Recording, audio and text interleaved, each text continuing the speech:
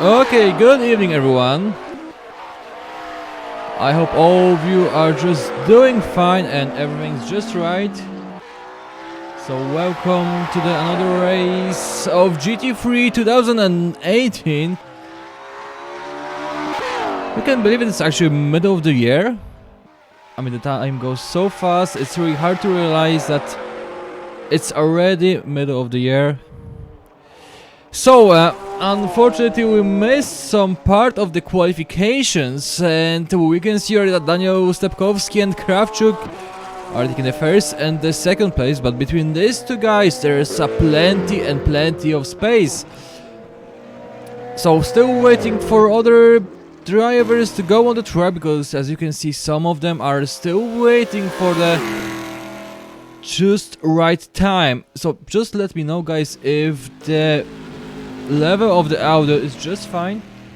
So that's just my small request for you.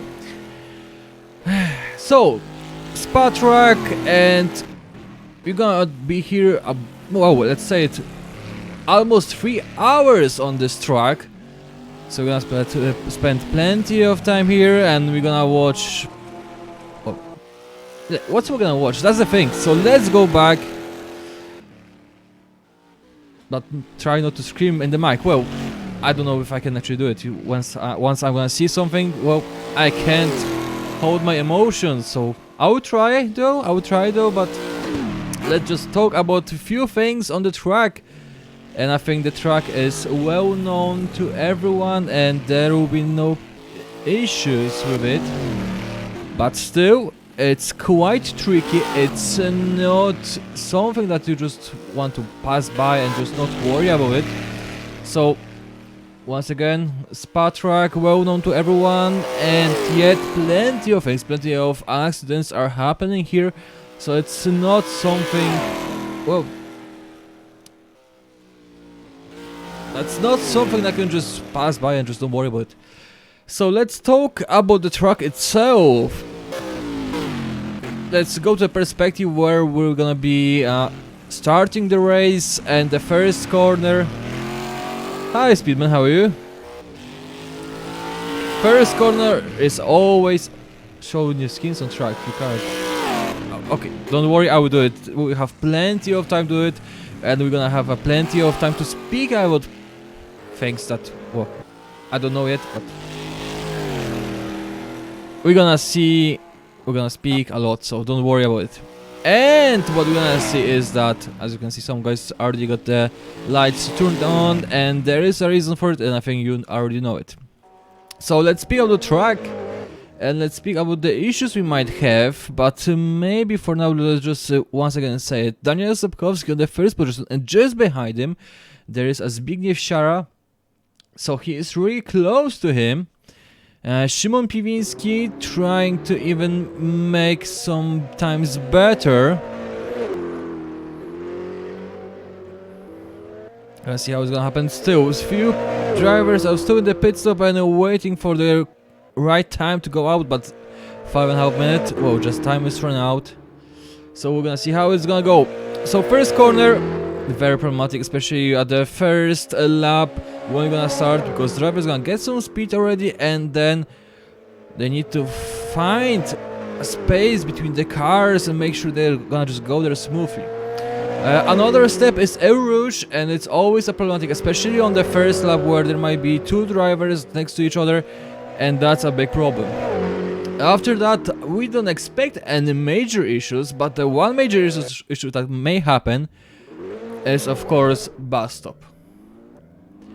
Plenty of times I've seen, and plenty of times I guess you know it, drivers forget about the brake points and they're just going straight instead of take the corner itself. So that's the problem. So the chicane called bus stop, it's gonna be a big problem. So what we're gonna do is go back to the normal view and let's see the time. So Daniel Stepkowski in the pit, maybe he's gonna go out for one more lap.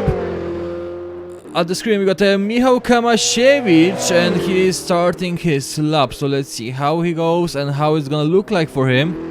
So that's the corner number 1. So it's La Source. Corner number 2. Even though it doesn't look like corner, but still. Now we're going to the Rush. Smoothly. Oh, it's still a little tricky, but he got there.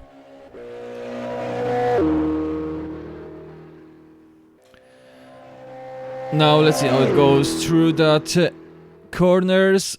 It's quite easy to go through them. Maybe the last step is quite problematic. Let's see how much grip he got there. Looks just fine. Now taking the curb. It's okay. Now going downhill. Looks also great.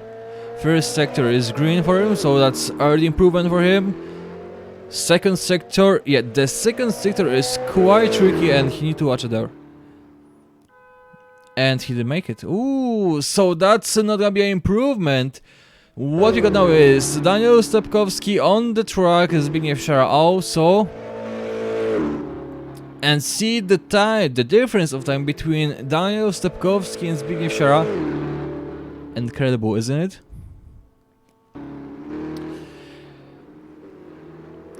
For me, a top 3 track is Sebring, Le Mans and Spa. Le Mans, I prefer the old Le Mans, actually. No chicanes. So once again, Daniel Stepkowski on the screen. Let's check a few things. So first of all, let's check the weather. And track temperature 29 degrees and ambient temperature of 15. So it's just fine. It might be problematic at the end of the race. Overcast, it says 12%. So I was on the track 2 hours before the race itself, and actually it wasn't going above 10%. So let's see how it's gonna end. But for now, it doesn't look like something gonna actually happen. So that's the weather, looks fine. Then we're gonna just see the moon, and that will be it for the drivers. I hope so. Because during the night and adding rain to it, well, it's gonna get plenty of issues. But let's stay with Daniel Stepkowski because he's gonna start soon the last lap, and I guess he needs that improvement. He needs to make more space between him and Szara, because Szara can make it. That's a no. So what I think we need to see is Zbigniew Szara. So 2 different cars. So as far as I know, Porsche will be much better on the corners. Ferrari will get better speed. So second sector should be for Zbigniew Szara. Now we can see Zbigniew Szara going into the bus stop. And here he is starting his last lap. Actually, that's the last lap, that's the last chance for him. Pole position is in the range, and all he needs to do is to improve out a bit. But now there is a question, what gonna Daniel Stepkowski do about it? If he's going to improve, we got a yellow flag somewhere. But I think that we'll see Wojciech Klimek, who's got some issues. So let's go back again. Zbigniew Szara. And let's see if there will be any improvement. What colors are we going to see? If we will be green on the first sector, it's already giving him advantage. Let's just wait for that moment.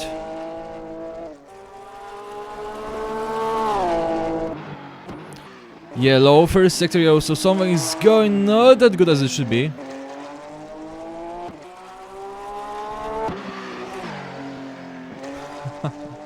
Straights were made for fast cars, but corners were made for fast drivers. I like that idea. Oh, it's maybe not that idea, but it makes sense, a lot of it. Piwinski, yellow flag, and he's on the position number 1. So Madman Piwinski getting the lead. Now we're with Zbigniew Szara.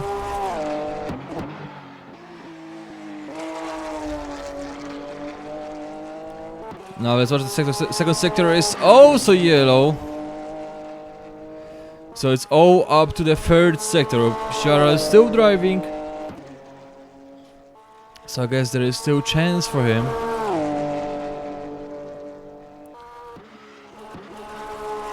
On the corner looks so far so good, but somewhere at some places he's losing the time. Okay, now we're going through the pass stop. And let's see what time are we going to see here. And Shara. It wasn't good enough. Daniel Stepkowski improved his time. But yeah, this is how it ended. So, first position for Szymon Piwiński, second for Daniel Stepkowski, and third for Shara. So, Shara starting from the second line. We still got Tomasz Wach, improvements, but not much. So, Andrzej Kanowicz and Kamil Karol spend their time in the pit stop, so they're gonna start at the very end.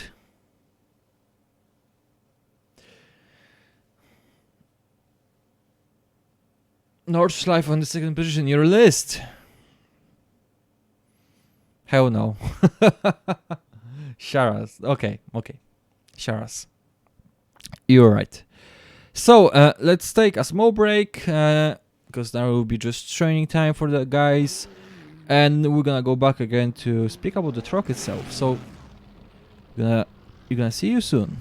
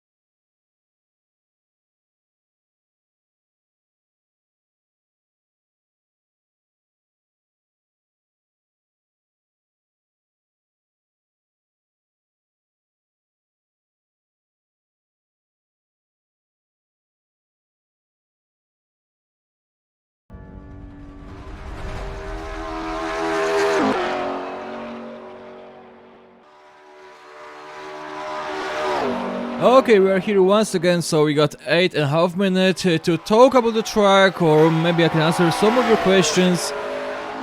So I'm here just for you. For me, Nordschleife is too long. Oh, there are longer tracks, like Eye of the Man, for example.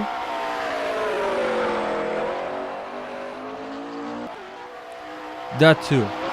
The problem with the long tracks, even like Le Mans, is at one point drivers will get just space between themselves, so there's pretty much nothing to show. So tracks like pretty much Le Mans and Nordschleife are not that quite good to watch unless you have drivers that are pretty much the same skill. So let's say that we have the 20 drivers and they're making their laps, and and the gap between the fastest one and the slowest one is 1 second. So 20 drivers in that time, then we can have a show. And I forgot to turn off my Steam again. Okay, so let's talk about the track once again. So as you can see, the second sector, and I guess as some of you know, is completely different from the first and the third one, because on the second we don't have many straights, so we are not getting that much speed. The first one, I think the biggest problem the first one is going through Eau Rouge. full sequence between the fastest and slowest. Well, we're gonna see how it's gonna work here. So every rouge is always a problem, and Tomasz Wach, and yeah, the curbs. And the curbs are quite problematic too. The other issue is the corner number 15 and the 16, so going there with pretty much worn tires is also problematic. You can see a rouge. And I think that McLaren is actually flying here. And okay, so there's some driver just joined, I think. Yeah, that will be it. Okay, so still waiting for drivers, so let's check the tires. Mediums, and there is no surprise here. Now let's check the fuel rates, and it's quite, yeah, we can see that 118 for Krzysztof Szczygiełski.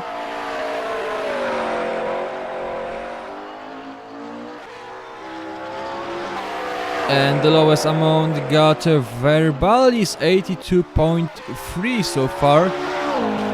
So there is a big difference, so Verbalis will take the pit, I think, first. So I don't know how other drivers gonna just do. But that race, it's not about actually the speed, it's about being smart. First of all, we're gonna drive pretty much 3 hours, including qualifications, so some drivers might not be used to that amount of time. I remember when I was driving on Laguna Seca, and that was 1 hour race. And just saying that Laguna Seca is actually a track where you just have all the time, you have something to do, you don't have time just to drink your tea or something like that. What you can do on the Spa when you got the straights, you can just have auto brake. But on the Laguna Seca, I remember after 1 hour I was just sweating. So let's see how drivers react at the end of the race. So one more time, let's check the weather. 70%, so overcast might increase, but I hope it won't rain, because that will be a real mud race. 4.5 minutes to the end of the training, so let's check if everything is just fine. All drivers are wearing mediums, no surprise here.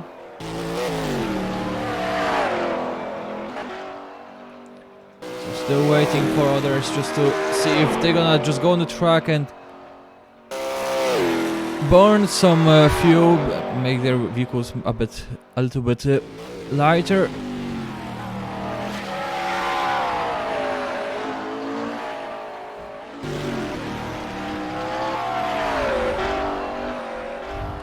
So temperature is going down, and that's the thing that some drivers won't like. Of course, at this time, at the very beginning of the race, we're not gonna see any major issues with it. But I'm wondering about the temperature during the night, how it's gonna decrease, where it's gonna land, and how it impacts the drivers. True? Yeah, that's true. That's true.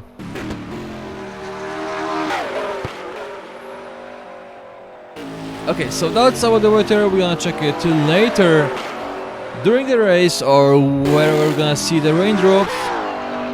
So I hope that every driver will make it to the end, and I hope that every driver will just start a little bit slower than usual, because that's this race. So the thing is about this race is that drivers really, they don't need to start like it's a 30-minute race. They need to take their time and then just start going through.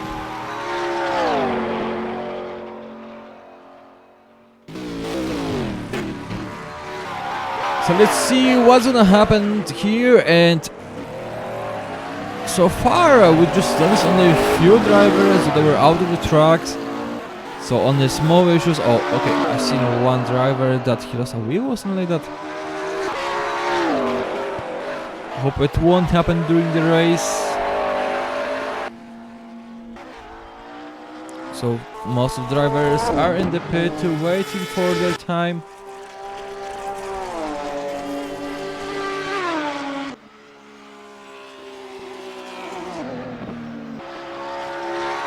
And I really think this McLaren is actually flying after the rouge.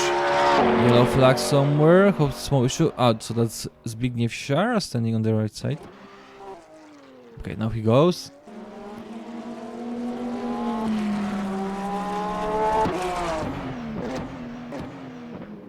Okay, I think these drivers just want to stint or something like that. Or maybe Zbigniew Szara is testing the tires. Maybe too much Red Bull.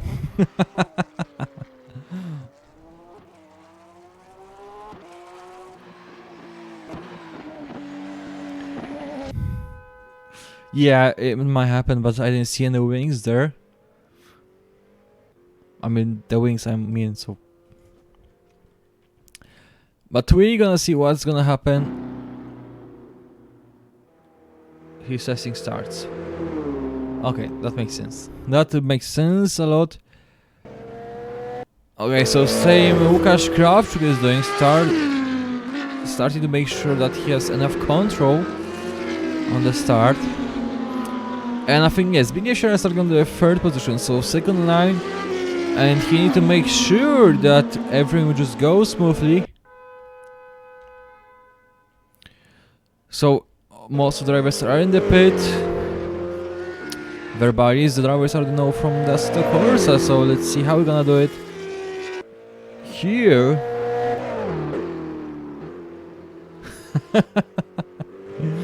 Few wings will be flying after the start. Okay. So 18 drivers managed to get here. I think the biggest challenge is the time. And mostly at the end of the race I was speaking about tires that they were used. And that was the most common thing. But now I'm gonna speak also about drivers that actually are tired, because well, that's plenty of time we're spending here. Szara will be second before El Rouge. No pain, no gain. We're gonna see. I've seen plenty of things. I've seen blockade on the second corner. Whenever it's not a corner for me at all, but still. So second corner, so I'm talking about the Lasors, and there's just this slight curve that you go through, and I've seen plenty of car accidents there, so I'm wondering what's gonna happen. I'm wondering how it's gonna start, and I'm wondering how it's gonna end. So that's the last time just to make some questions if we have any. And slowly we're getting to the end of the training session, and we're gonna start our race. Attention grid, all non-essential personnel leave the grid now. Okay, now drivers are going on the grid, so let's give them 2 minutes. One sure, Toyota will win. Yeah, that's the news. I've already read it before the race that Toyota won. I think that they always had some problems, and they were quite close to the first position. Now, finally they got it. What is your favorite song? Huh. The thing is, I never had a favorite song.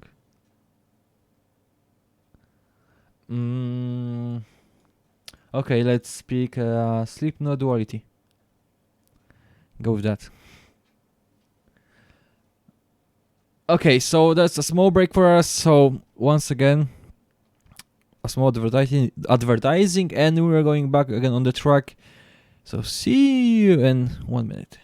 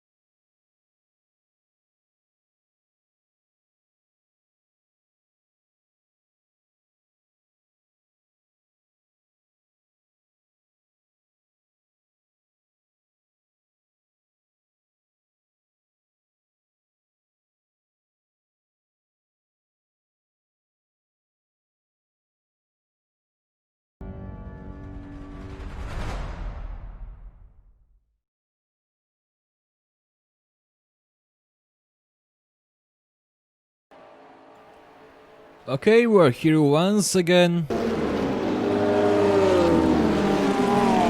So warm up and then we start the race.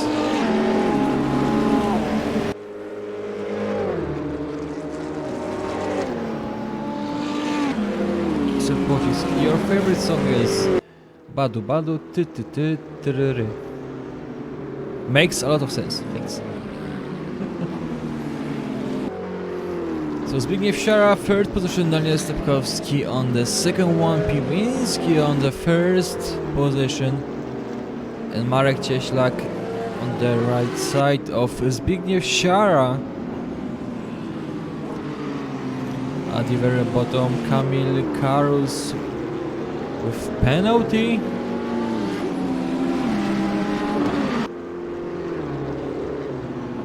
So just wait for drivers to get to their positions. The track is quite long actually, so drivers playing above 2 minutes. Oh, sorry, formation lap. My bad. Yet it's a warm-up for drivers, isn't it?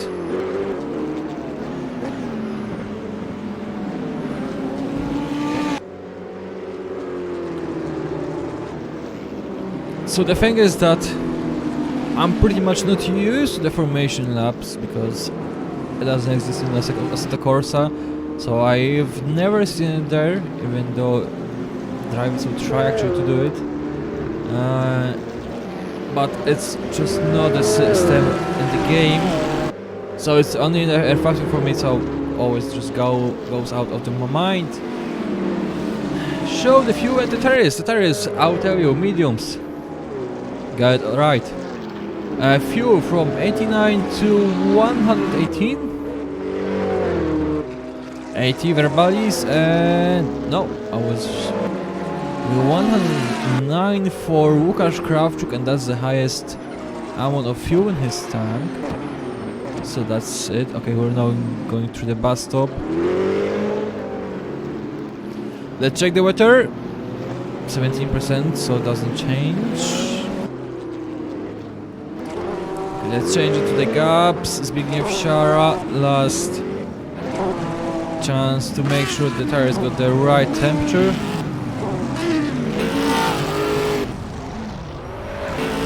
Unfortunately, I won't be able to. Ooh, and I don't know who is that. So is that Łukasz Krawczuk? And the race! We got the lights, we got the speed. Goes right now. Zbigniew Siara attacking on the right side, and he's already landing on the grass. Didn't have enough space, so Zbigniew Siara needs just to go through, blockade a little bit over there. But other drivers are making it through. Wide there. I still got all of them on the track, and then went Andrzej Kanowicz. Now a rouge, it might be really problematic, so we are with Przemek Dychowski. But you can see the drivers actually don't want to hit anybody, so they're just going through still smoothly. Now it's our time to attack and make sure that we'll just go through the fuel position here, the position there, so it doesn't look like it, but everything's just fine. Przemychowski is still there, Siara on the second position, so he finally made it, but Krawczuk is just behind him. Szymon Piwiński on position number 4, Stepkowski in the first position. Now is the question, how they gonna go there? Siara losing grip somewhere, same with Łukasz Krawczuk. I've seen that the rear they worked that well. All the drivers still keeping on the track, and there is no yellow flag, so looks like it was really clean start. So the drivers know that there's 2 hours, there's just plenty of time to overtake other drivers. Tomasz Wach, and now we are with him.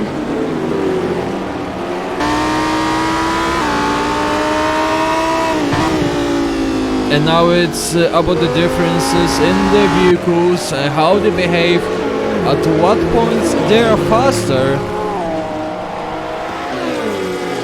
Still Szymon Piwiński on the position number 4, Łukasz Krawczuk on the third one. And Łukasz Krawczuk already 1 second behind Zbigniew Siara. And Zbigniew Siara is now trying to get over Staniel Stepkowski. Not enough space, no bus stop, that's a little bit of loss of time. Still, second sector definitely works for Siara. That was the first sector and that was that small issue he had. So not now. Let's see how the difference will look like on the sector number 1.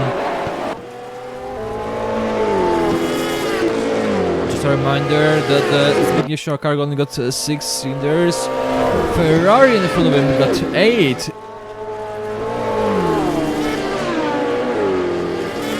Suspension definitely works there. Looks fine.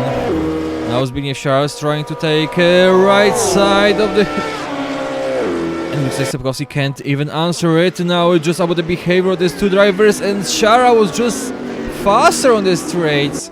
So I guess there was plenty of work on the setup just to make sure that Siara can use every single advantage of his vehicle. So that was not... It didn't take a lot of time for Siara to just get on the position number 1. So Stepkowski landed on position number 2, Krawczuk on the 3rd one. Now looks like that Krawczuk might be an issue for Stepkowski. All the drivers quite spread themselves, so it doesn't look like we're gonna see any fight at this moment. Just Stepkowski still behind Siara.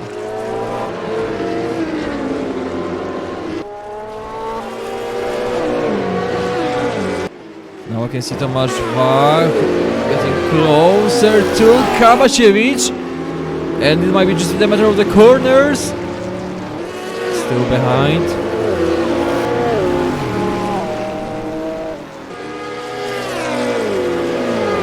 Yeah, I think that Siara didn't have enough space because he was on the right side already. I think it's just need to be checked because now we have the motions, now we just see it at the one angle, but it might look completely differently, so I guess you're gonna see the result at later.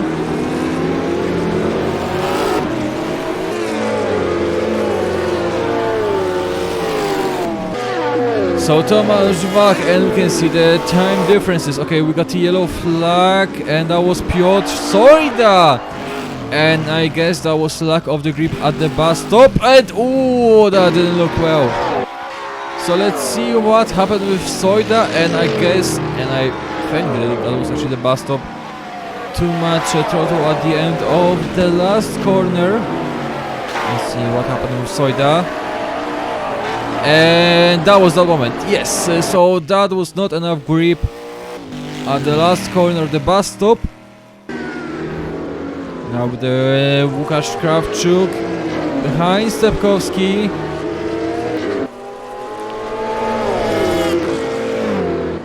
Tomasz Wach is now on the position number 9.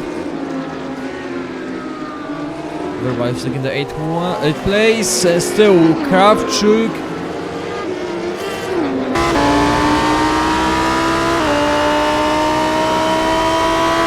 He definitely sees everything that is happening in front of him, so all he needs to do is to use a mistake of his opponent in front of him.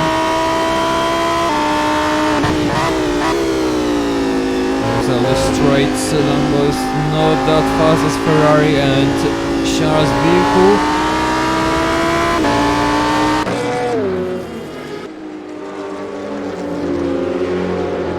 So still waiting for these three drivers, and they are quite close to each other, and I was not expecting that there would be this fight for the top 3. Even though I can say that Szymon Piwiński is quite close to Krawczuk. Maybe not as close as these 3 drivers to themselves, but definitely Piwiński might use some of his rivals' mistakes. Hello Roblox Games. Splot on position number 13 behind Piotr Wojdyło. Michałowski, Wach and Verbalis. The drivers are actually quite close to each other, and let's just look at them, what is happening there. Can we check VMAX? No. Okay, let's check the VMAX. You're asking kindly. So, Shara a little bit slower than Stepkowski, but this is a small difference. Stepkowski and Kravchuk got the same speed, and then we got a mix of everything. Let's go back into the time gaps and let's check the weather and let's check the Stepkowski. He's still close, so he's still close, he's still keeping the tempo. So maybe that was a small mistake from Stepkowski and that just didn't work well. It looks like that Stepkowski is proving that he can be as fast as Shara.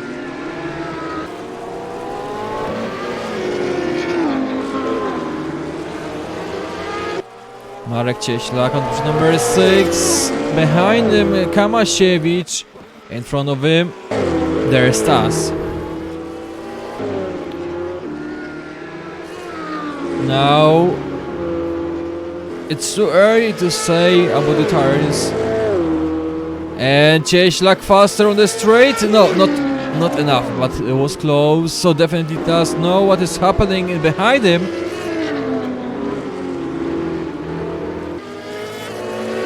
Take a Robux.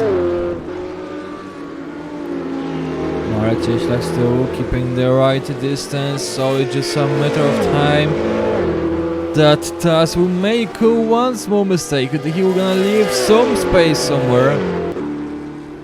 Maybe that will be the bus stop, so let's go on board with Cieślak. No, he's letting him go. He could do it faster. Okay, now it's the bus stop. No, still not. Cieślak not trying to do it right now, so I think he's just taking his time.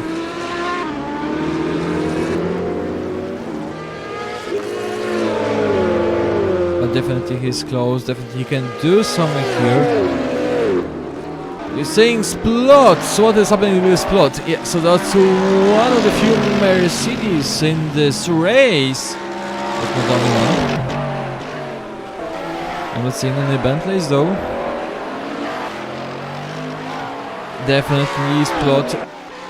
That corner was much better for him. And let's see on board here. Faster before El Rouge. But there was no space for him. Now the straight, but Voidio knows how he to behave. Now the question, how faster is Plot? And he was much faster. Small issues on that corners, but still keeping the position. And that was the setup. So that was the setup that worked well for Splot. Let's check the VMAX between Splot and Voidio. 269 versus 260. So that's pretty much 10 kilometers faster. And that worked well. Krzysztof Szczygielski is DNF, and let's see the reason. He was on the pit, he was going out. Did he hit the wall? That was the reason. We don't see it now, but he's going out of the... I don't know what happened actually. I really don't know what happened here. But something was wrong, maybe with the pit stop, and he is not taking part in it. And now let's just take, because something is happening in the middle of it. So that's Taz. Taz is out of the track. Oh, Taz had some issue, had some fire. So the engine was burning. So Taz is out of the race. Ferrari also was getting there, hit the wall. Don't know what happened. Don't know what happened there. So Taz is a second DNF in this race already. Yes, but that's gonna happen like that.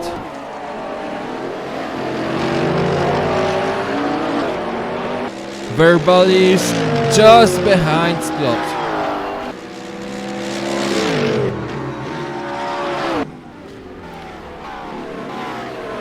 Again with yellow flag, and that's another vehicle that is in the fire. That was Dychalski. Przemek Dychalski. Let's see what happened, where it happened. Now we got the straight, so I think it was just after the last horse. Plenty of things that shouldn't happen, and I think that was about the gears. So downshift protection didn't work well for him. And let's go back again to the race. So that's 3 DNFs and 2 DNFs because of the fire that we could see.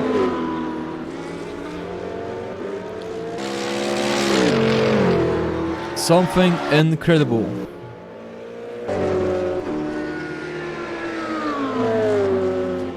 Ścigierski go to pits for penalty, too late, got DNF after crossing. Alright, the line, okay, I get it. That might be it, but his nickname doesn't have a penalty at all, so I don't know. It will be... it's not up to me, so can't say much more about it. But let's watch some fight here. So PV is gonna be number 4. He's behind Krawczuk and Daniel Stepkowski, quite close to Zbigniew Szara. Kamil Karus quite close out to Mariusz Madziarski. Verbalis, now he's losing a little bit to Splot. Okay, yeah, because his name was red at the start of the race, so I guess that was it. So, don't know, can't say much about it. Szymon Piwnicki, first sector was much better than the second and the third for him. And might be because of Krawczuk in front of him. No, I didn't forget to update the levers. I updated them just today.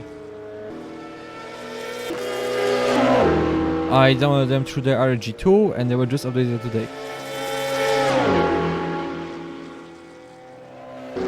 Okay, Wojciech, have a good time. No, I updated today because I was making a clean installation today, so it was not up to me. Okay, so the race goes to that point where we have plenty of time to talk about... no, okay, maybe not. Still watching the Szymon Piwnicki fight with Krawczuk. But they also have plenty of time, so there is no need to hurry. They can just keep their time and wait for the best moment, so Piwnicki knows that there is no need to drive so fast. But I guess you can see that the Krawczuk is 4 seconds behind Stepkowski. So if Piwnicki wants to take a better place, he needs to go through. Because later on it might be really not a good time to attack. So let's talk about the tactics. So if we were going to talk about the tactics, let's watch the fuel in the tanks. So definitely Verbalis will be the first person to take a pit stop. That's for sure.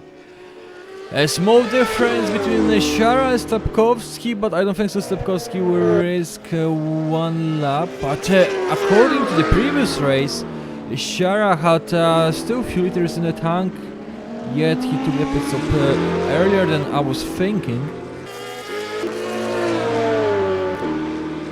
I don't know how many pits of I can expect, because it really depends on the drivers, and drivers need to see how the tires works for them for that period of time. Then the thing is the weather, it stays on 14% overcast, so it doesn't look like gonna rain. Track temperature is still on 29, so it's good. Porsche, so Zbigniew Szara's vehicle is more economical because it's just 6 cylinders. So that's the issue for Stepkowski. So we're gonna see pretty much at the very end what kind of difference we're gonna see here. But I guess that will be just say 3 pit stops for the drivers if they gonna make it carefully. So small calculation at 3 pit stops, maybe 4 for most of them. So it really depends how drivers will behave after the first pit, how much fuel they will take, because after all we're gonna see, and there's penalty for Verbalis. So Verbalis already know that he is going to have some issues. Daniel Stepkowski still behind Zbigniew Siara, Szymon Piwiński behind Krawczuk. And that's the top 4, I just forgot.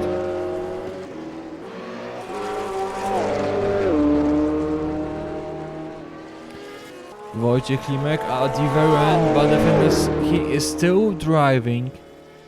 3 drivers are already out of the race. And we have 2 hours to the end of it.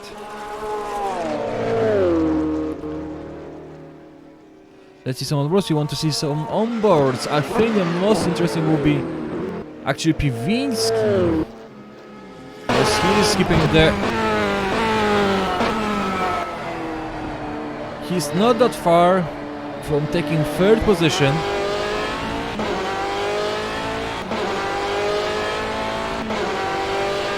Yet I think that he's keeping the distance because he don't want to make a contact, and there was a mistake! Oh, that might end quite bad.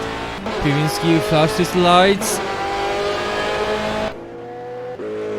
So Stepkowski, that was... sorry, Krawczuk, that was close of losing his position. Thankfully Piwiński had the distance, that was it. He had the distance. If he will be too close, that might end really bad. And we're having small issues somewhere. We got a yellow flag.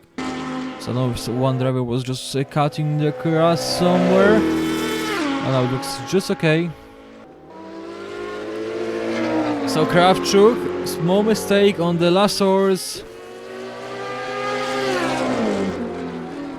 So maybe let's go with him on board and see what is happening, because now we might see actually where this driver is having issues. Definitely can see. Okay, she has gone out in the rouge. Okay, thanks for the information. And Krawczuk is out of the race.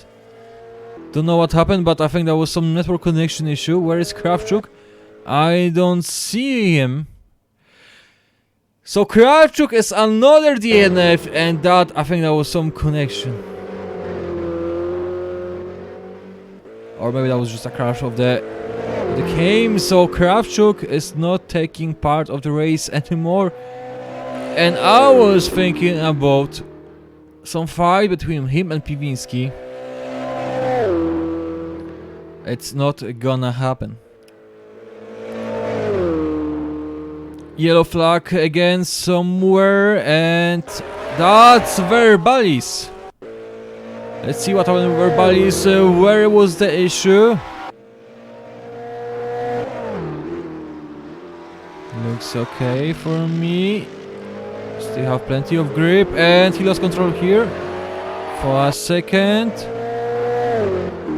Still on the track, and that, ooh, the left rear tire blocked, and he landed on the sand. And that's end. That's the end for Verbalis. So that's another DNF. Stepkowski on the position number 2 behind Shara, and that's one of the chances for the drivers to see some fight. Tomasz Wach now behind Kamasiewicz. So I think that Verbalis knew that first of all he went out of the track, and the second thing is that he had a penalty. So that didn't work well for him, and Kamil Karuś. Now a rouge, 2 drivers next to each other, but Karuś is faster. Might end well. And Karuś had to left some space. Was really close, because it's always an issue with the Rouge when two drivers are quite close to each other, like it was here. Thankfully, Karush was the driver that just gave up and he didn't want to fight like that. So once again, Karush needs to get closer to Soida.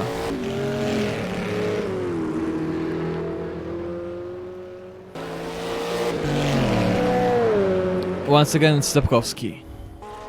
Position number 2, keeping the distance between him and Shara. So it's 1 second.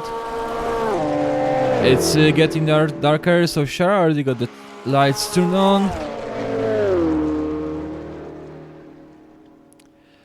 So that's the Spa, that's the track that pretty much everyone knows, how to drive on it, yet it's still problematic. And the thing is, pretty much not even the half of the race.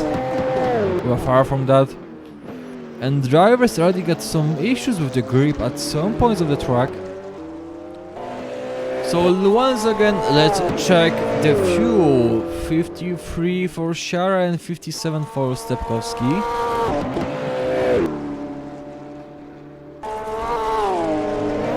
$64 for Kamasiewicz.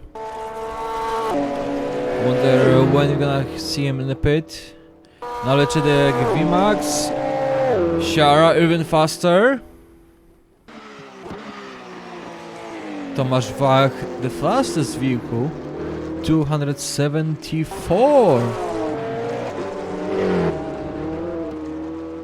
And once again, let's check the weather. They changed a bit, 7% overcast, so definitely it's not gonna rain during the race. And I think that's a good news for drivers.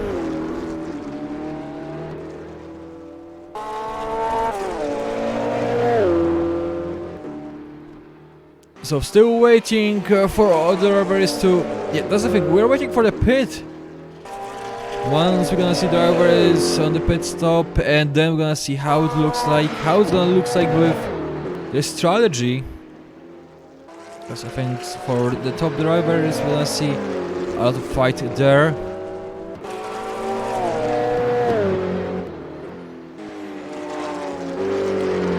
Kamil Karush again getting closer to Soida.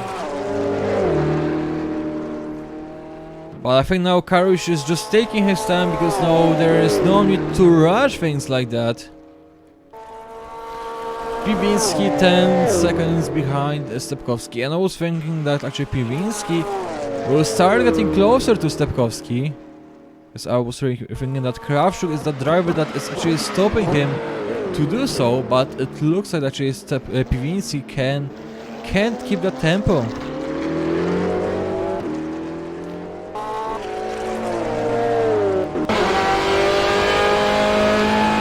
So what we're gonna see now here is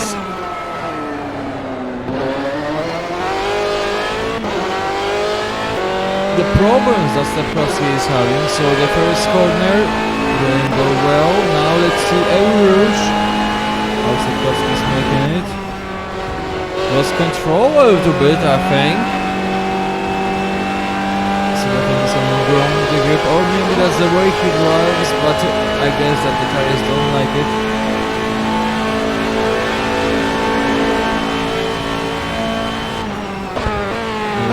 Here, Stepkowski, I think in that corner he's actually faster than Shara. But it might be just this moment in time, or maybe just matter the setup. But Stepkowski can't make a fast lap, so something is happening. I think that he's just still leaving a space between him and Shara. And grip.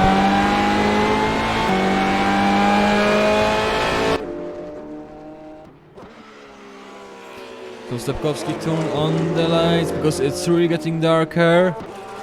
And the second sector, and Stepkowski is actually quite close to Shara. And once again, Kamil Karush behind Piotr Soida. Straight, definitely Karush will be faster there. But there will be some space for him, yes. He also had to left it, but it didn't work for Karush. But still, that's a really strong message to Soida. And I think he's aware of it. Michał Kamasiewicz on penalty. Karush keeping the line. But definitely looks like that he just wants to get rid of his opponent in front of him. Now the second sector, and let's see how it's gonna work for Karush. How the Chevy is going through here. Yeah, the Chevy is that the car that we agreed already on, that it's just burning tires. Not safe to use. Karush, small mistake.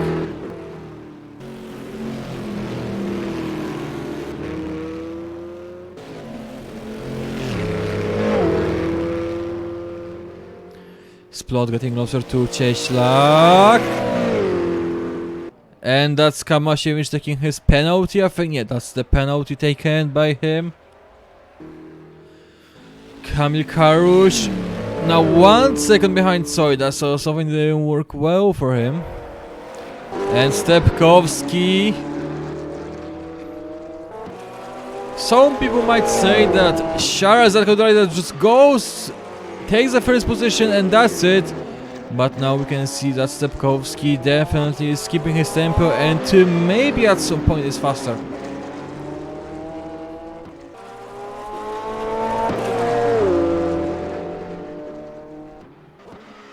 It might be also up to the strategy of these drivers. There is no need to overtake Shara now. If Stepkowski got better pit stop strategy than Shara.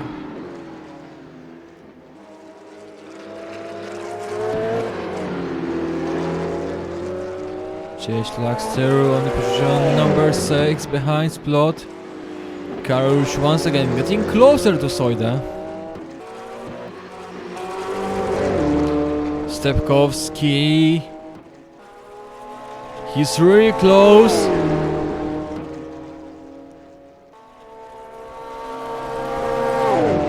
And hope that there will be no accident there. Stepkowski now left some space here. Shara a little bit too far. Now going to the bus stop. Different angles. Taking different way to go to the bus stop. And because that's Stepkowski is now a little bit more behind Shara. But the corners definitely works for Stepkowski.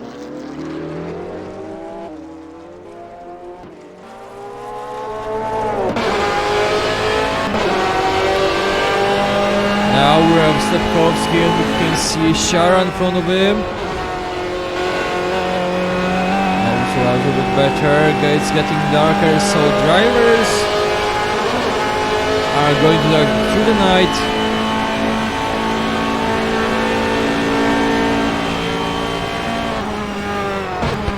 And it definitely looks like that Stepkowski is leaving some space here for Shara. So even though he's really close, he don't want to do it too fast.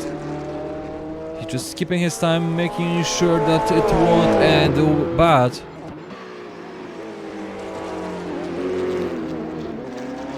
Karush still behind Soida. And Cieślak just behind Splot, but still the time difference between this two drivers doesn't give us any info. Let's check the weather if it's gonna change. No, so still everything stays the same. And now really Stepkowski can't really attack Shara. Shara knows how to protect himself. We got a yellow flag somewhere. And that was for... don't know who. He's a Madziarski, had some issues. So he had to cut grass somewhere.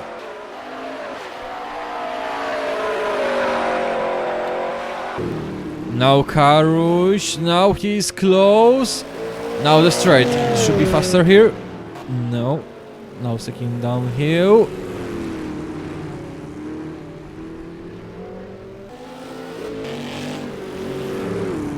Really looks like that Karush has no idea how to overtake Chev in front of him.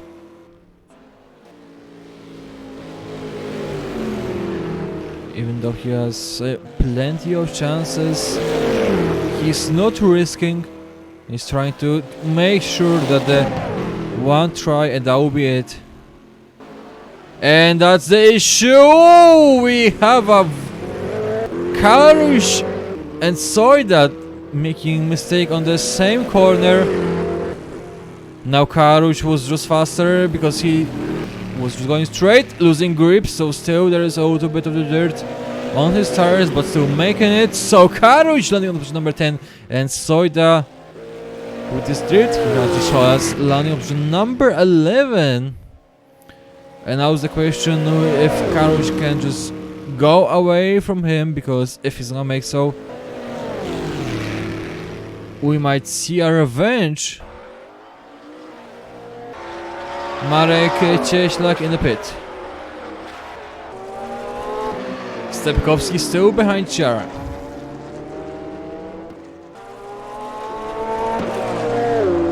Michał Kamasiewicz, penalty.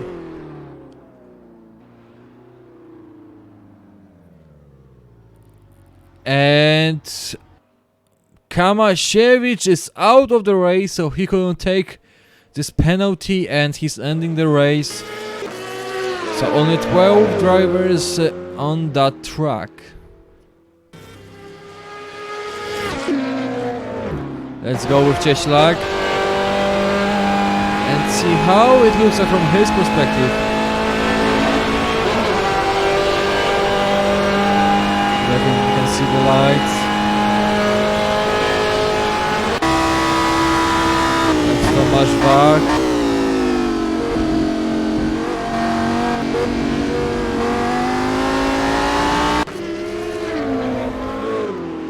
Piotr Soida still behind Karush.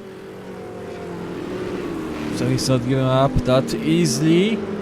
But there is one issue. Tomasz Wach and Cieślak are getting closer to Soida. And looks like that this driver might affect the way that Soida is driving now. But let's look at the big difference of time between a few drivers. So Piotr Wojdyła losing 23 seconds to Splot, 15 seconds behind Piwinski, and Piwinski losing 40 seconds to Daniel Stepkowski. Definitely we are not going to see any fight there. Now Tomasz Wach just easy overtaking Piotr Soida. Small mistake from Karush. Karush now landing on the position number 11. Now Soida fighting with Ferrari. And again Karush is using that small fight between these drivers, and Soida landing on position number 11. Karush number 10 and Cieślak on the position number 9.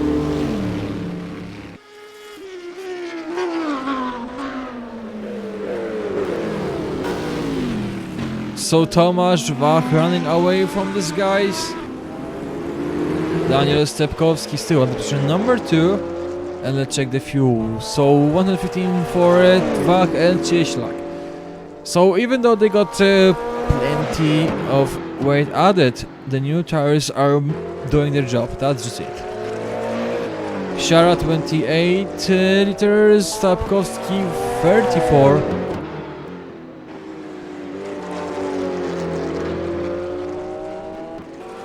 And Soida still got 41 liters in his tank.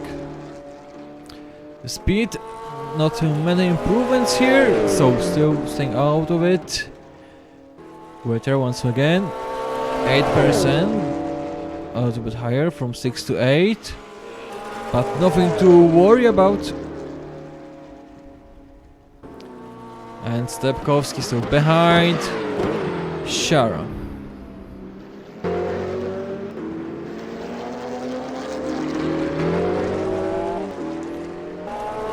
Now it's the hard part, so it will be blue flag for some drivers. So Stepkowski and Shara need to go smoothly. If the drivers in front of them will just somehow block the overtaking part, well, it won't end well for one of them.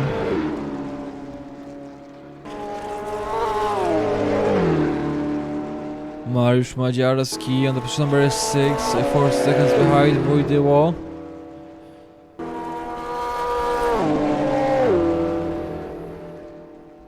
Let's go back again to Piotr Sojda.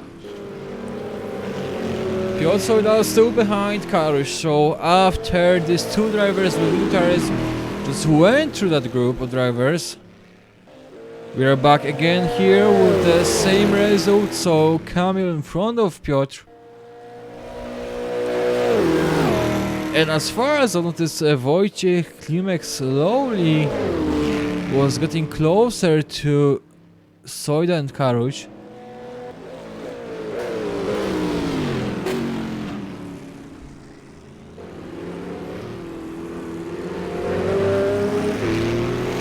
Looks clean for me.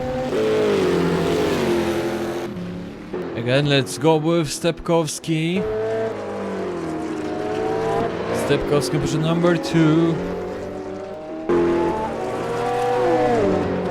And still behind Shara. Let's see the onboard, let's see how it goes.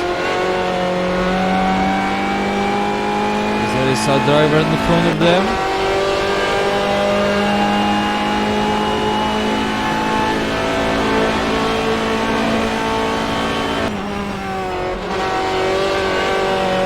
Stepkowski having some grip issues, so definitely there is not enough grip for him. Now the bus stop, and he's really quite close to Shara. Still not taking pit stop, so that's not the correct time.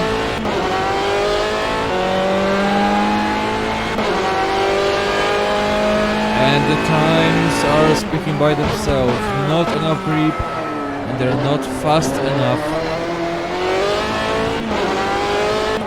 Small mistake.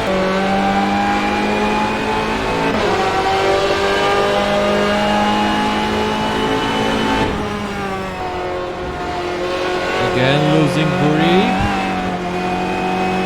Thankfully he's making it, but it looks like that Stepkowski gonna change his tires. Because, okay, let's see how it looks like on Shara's position, but Sojda.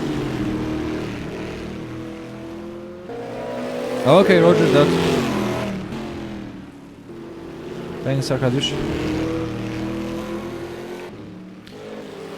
So, Sojda position number 11 behind Karush, and again, it looks like these two are gonna be driving like that for a quite long period of time, but once I said it,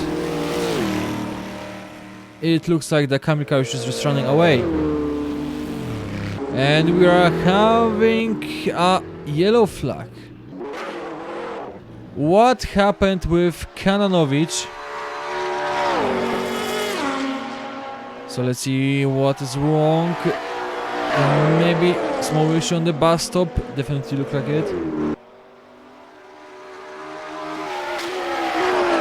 Now we got on the bus stop and the brakes, or maybe the tires actually, I would say. So that was the yellow flag for Kananovic. Now Stepkowski once again behind Shara, and that's something incredible.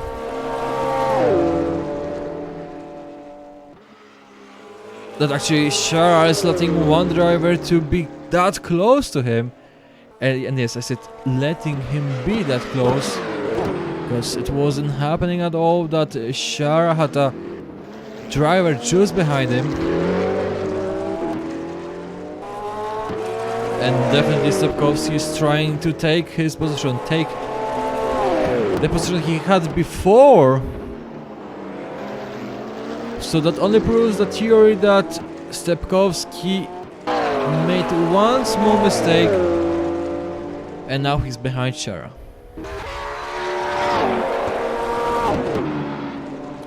So once again, let's test the onboard then.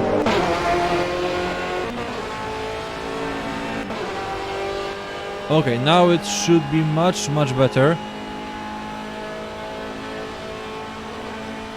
Shara is flashing his lights to the driver in front of him, so blue flag for this person in front of him. And that's a chance for Stepkowski to get closer. Oh, Shara hit the vehicle in front of him. Stepkowski, no, he was blocked. I guess Shara's really angry about what just happened.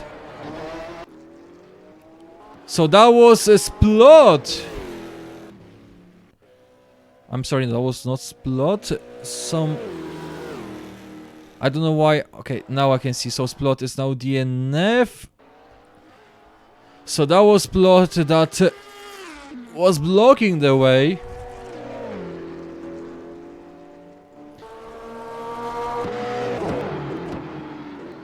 I really don't know what to say about it. So first of all, we could see that the splot could just easily do it. Could just easily give space for these two drivers that are fighting between each other, but he didn't make it, so the blue flag wasn't respected by him. Then Splot lost some control at the end of the corner, and Shara didn't have enough space, he couldn't react properly, hit him. Stepkowski tried to use that, but Shara just blocked the way in front of him. But now we can see the straight, the bus stop, Stepkowski. Now he got the insides of this corner. No, but still behind Shara. But see that distance between them, it's just nothing.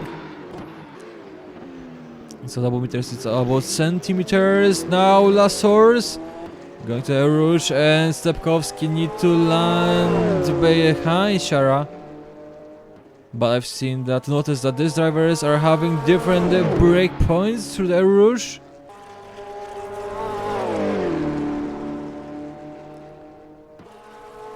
Now the straight.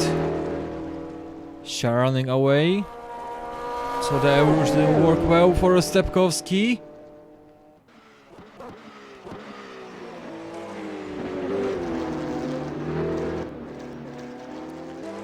Piotr Soydan, position number 9. So for a second, let's jump here, because once again he's behind Karush.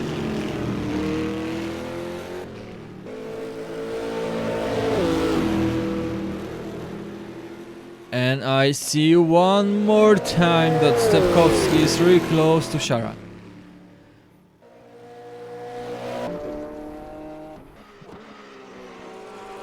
Definitely these drivers are using the advantage of their vehicles. Definitely they are trying to do their best. But there is plenty of issues. Pretty much I guess they are already tired. And the tires that they have, well, they're not keeping them on the road. So let's check the fuel. 60 liters for Stepkowski, and Shara got 10 liters. So pretty much Stepkowski can take one more lap. And that should be it for him. 112 liters for Kananovic.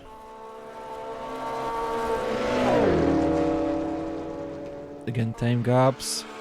And we can see the Stepkowski just a rear spoiler of a Shara vehicle. Once again, bus stop. Now, Stepkowski to gain some speed. It worked, he's faster, but the gap was just too big to make any movement here. So as you can see, only 11 drivers are taking part in this race. So down position number 9, still behind Karush. And Stepkowski will try to overtake Shara on the straight. Now it's Stepkowski on the position. No, it's not, so that's the max speed. I think it works for Shara. Now let's see his corners. Stepkowski fighting here for a position, fighting for a space that he doesn't have enough. Now this corner, Shara needs to slow down a little bit. Now we're gonna go downhill and Stepkowski pretty much in front of him, and no!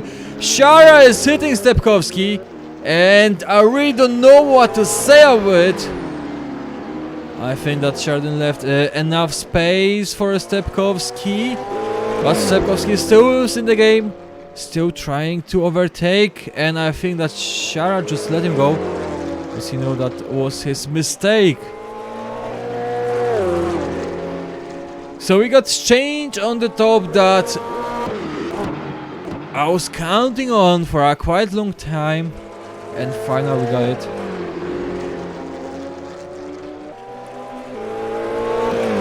And now is the question about the fuel. So once again, 5.8 for Shara, and I think that's a good time for him to take a pit, change the tires and start getting closer to Stepkowski.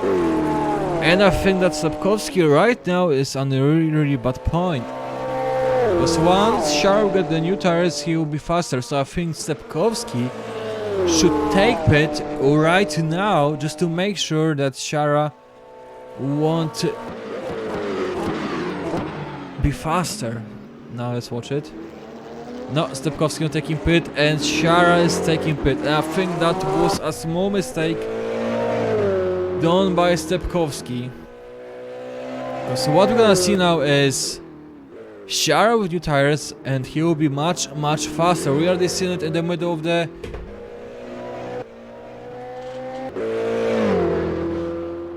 table. So that was Tomasz Wach and Marek Cieślak, and they were driving smoothly.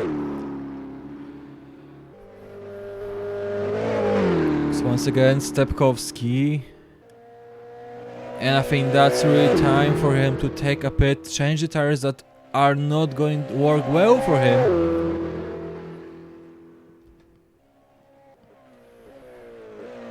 Now let's see where is Zbigniew Shara, still in the pit. We are waiting for him. And that's it. So let's check the fuel of Zbigniew Shara. Tires, I guess that will be just mediums, and there will be no surprise here. 109 mediums, as I was expecting. And now what I'm counting on is just Stepkowski. He really need to take pit now. Otherwise, he's going to land after Zbigniew Shara.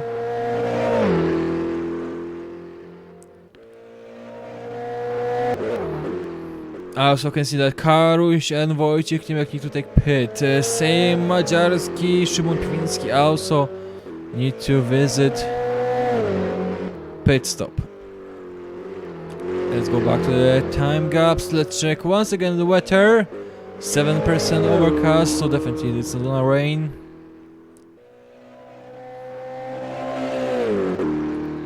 So that was a quite surprise for me, looking at the two drivers that couldn't take part of the race because of the fire they got, and I think that was just pretty much too early downshift, and they just burned the engine.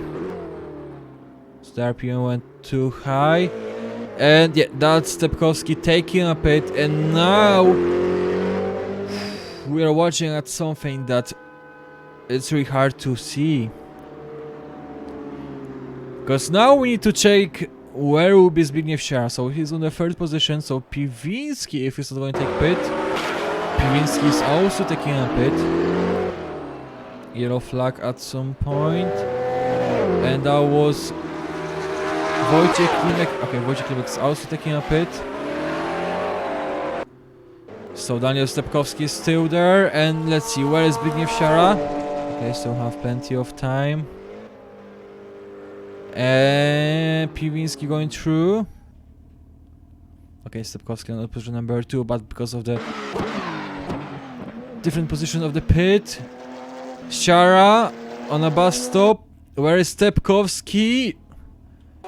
It might be not enough time. And Stepkowski. That was a really bad pit. Where is Stepkowski? He's just getting out of the pit. Okay, so that didn't end well for Stepkowski. Let's check the fuel. So Stepkowski got 10 more liters in his tank. New tires Piwinski on 78 liters.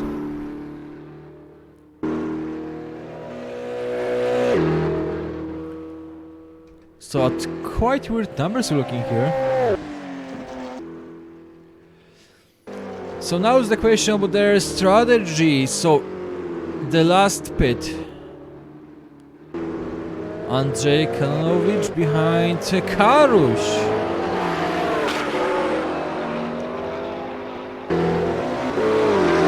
So now Karuś got a different company because Soila is DNF, and somehow I missed that. I'm really sorry for it, because I was looking on the pit and Soila is still taking part of the race. So only 10 drivers and 1.5 hours to the end of it.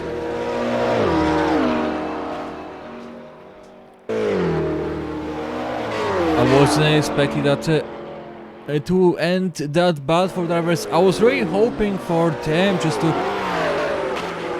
go carefully through it. We actually seen drivers that were not taking part of the race because they were actually going too fast, and they forgot about the race because it wasn't about the tires at that time. For some drivers, it wasn't about the tires. Tires were just right. They just forgot about it, that it's a longer race, and I think that's just my theory, and I think it works. Stepkowski, now he's getting closer to Piwinski. We can see the time gap between Stepkowski and Siara. It's a lot. And I just noticed Marek Cieślak overtaking Tomasz Wach. Now we're going to the bus stop. Marek Cieślak got a better position, I think. But that will be not him getting the speed, so still Tomasz Wach.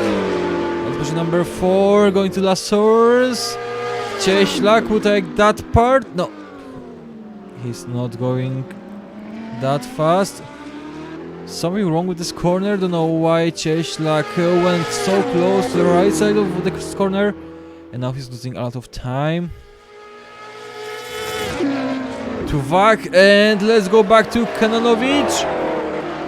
Kananovic just behind Karuś.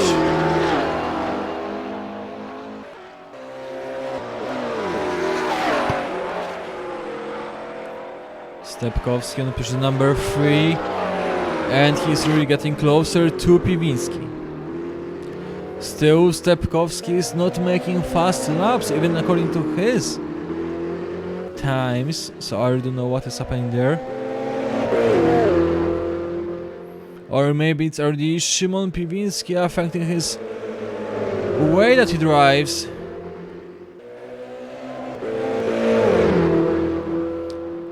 But the thing is, Stepkowski should take the pit. It's one more lap area. That would be much better result for him. I know, additional 10 meters in the tank. That gives him more distance he can go. And at the end, it should pay off. But still. And Stepkowski, looks like that Piwinski just giving him space. And Stepkowski are taking the position number 2. So maybe Piwinski just realized that there is no point blocking the much faster driver. Especially the driver on the new tires. That definitely has much more grip on the corners. And now we can see 8 seconds between Siara and Stepkowski. Karuś behind Kananovic, so I missed that one, and Kananovic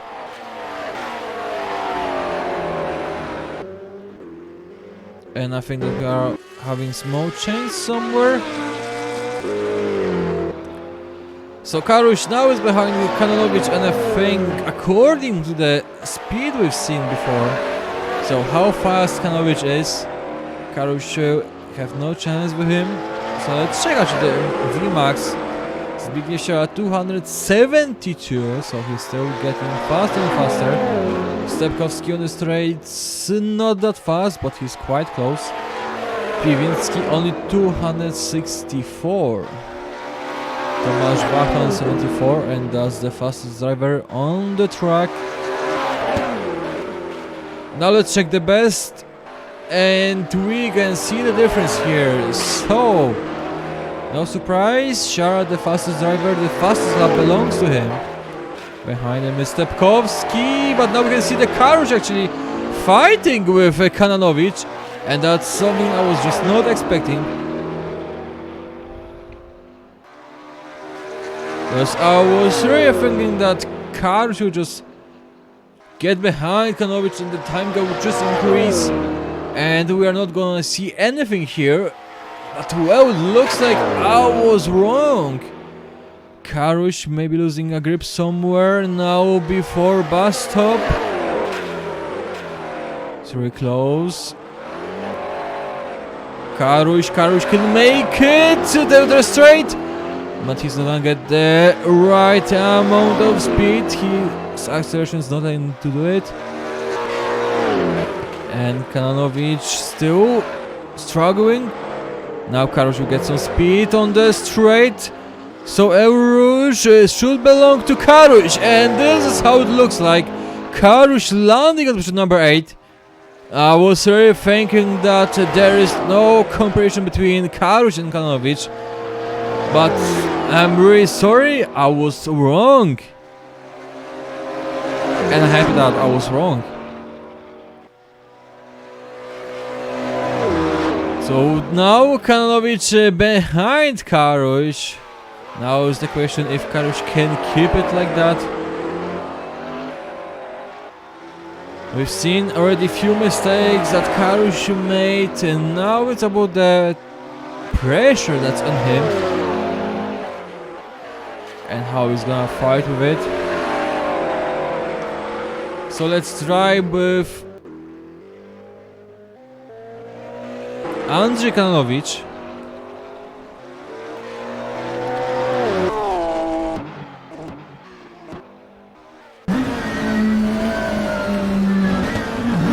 Okay, now we're with him. And I hope that everybody can hear me. It should be just okay. Okay, no, it should be okay, I guess. So Kananovic struggling. I don't know what is happening. We've seen him that he actually was much faster, and he's losing grip. So that's the answer for it. He's losing grip and doesn't work for him.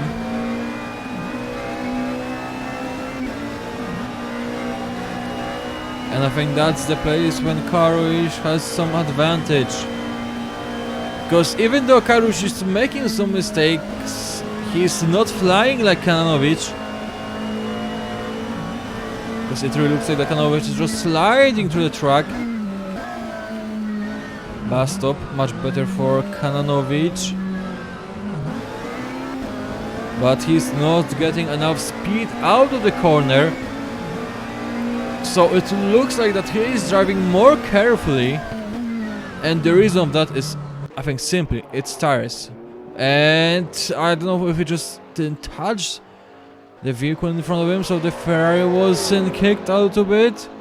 But now Kananovic, I think he just wake up a little bit, and now he's trying to get over with it once for all.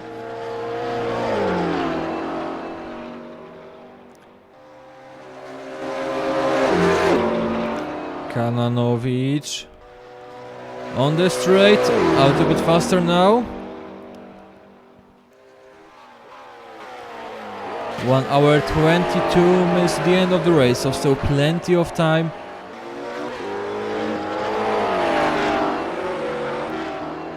Kananovic keeping the tempo, now he's faster, but there might be not enough space for him. He needs to take that part of the corner. but he might get some speed here. And Karush left space for him. And that was a mistake. And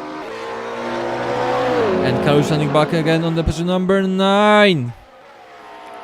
So even though Karush has much more grip, I think that we could see here a lack of experience somehow.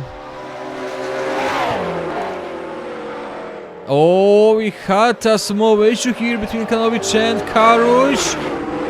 Kanovic lost grip, and again Karush in front of him. These really two drivers at that part of the race are giving us a lot of emotions.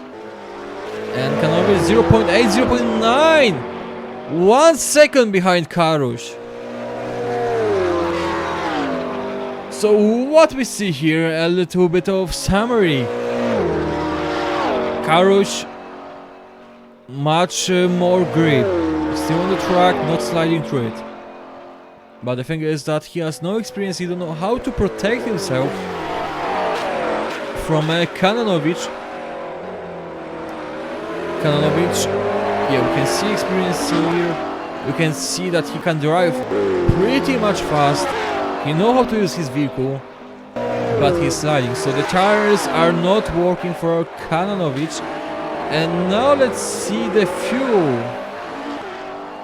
77 liters for Kananovic, and so there's plenty of time for him. There's plenty of laps he needs to go through to make sure he's gonna use all of it. But these tires, and I guess he got mediums like everyone else, are not working for him. And Kananovic 2.5 seconds behind Karush. So I guess that the Karush realized that his tires are pretty much overheated. He needs to cool down. He can't drive that fast. So all he needs to do is just make sure that he's still quite close. But most of all, and the most important thing, that these tires are keeping him on the track. Otherwise, we're gonna see what you've just seen.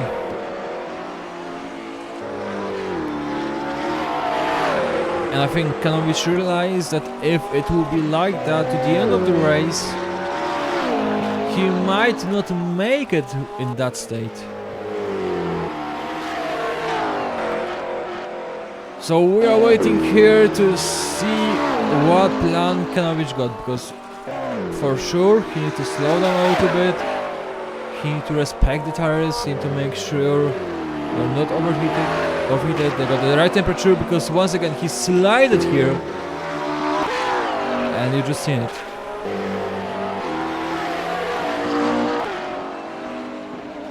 Okay, I think I have a little bit of time here, so I'll just take my water. Well, my throat is quite sore already, so for a few seconds I will be off. Sorry for that.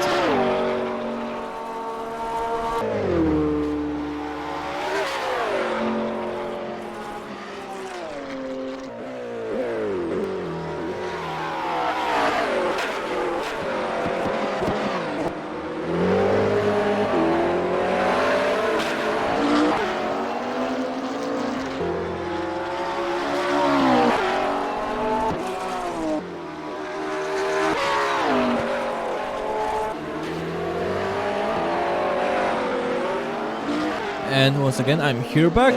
So, what we see is Mariusz Madziarski is 1 minute behind Marek Cieślak. And that time gap, well, it's huge.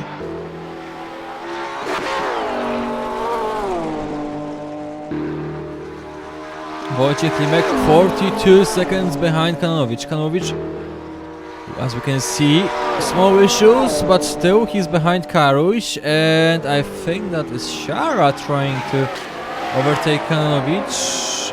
Yes, I'm correct. And Kanovic just letting him by.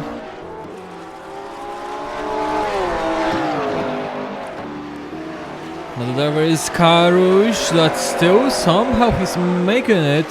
There's 4 seconds between him and Karush, Kanovic and Karush. So that's a lot, and Karush definitely, I was not expecting that he will drive so good. Really, I'm surprised and I'm glad I can see it. But Karush is losing 25 seconds to Piotr Wojdyło, and that definitely tells us that Wojdyło is out of the range for Karush. Wojdyło 20 seconds behind Maciarski. As I mentioned before, 1 minute of difference between Maciarski and Cieślak. So definitely we're not going to see any fighter, at least for now. The other group is Cieślak and Wach, 3.5 seconds here.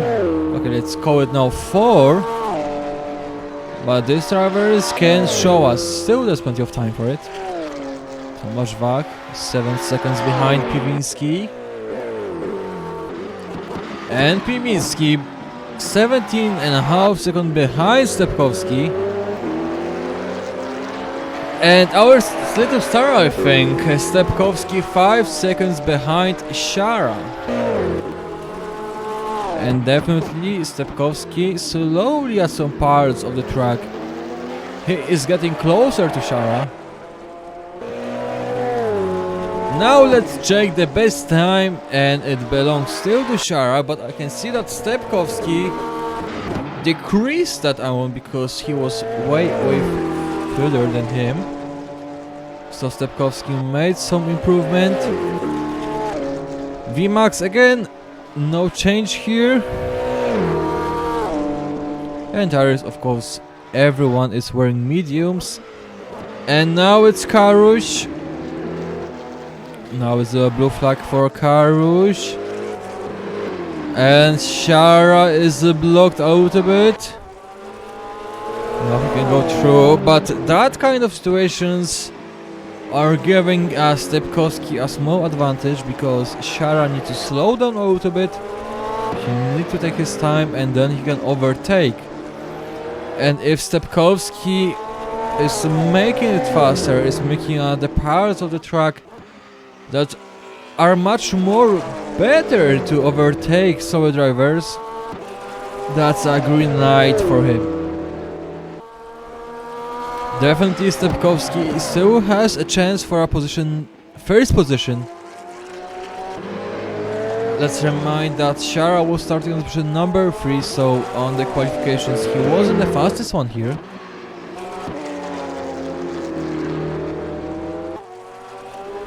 And let's check that fuel once again. Let's compare it. 16 liters of difference between Shara and Stepkowski. And now I'm having a small issue here. Stepkowski right now is faster than Shara. And that's it.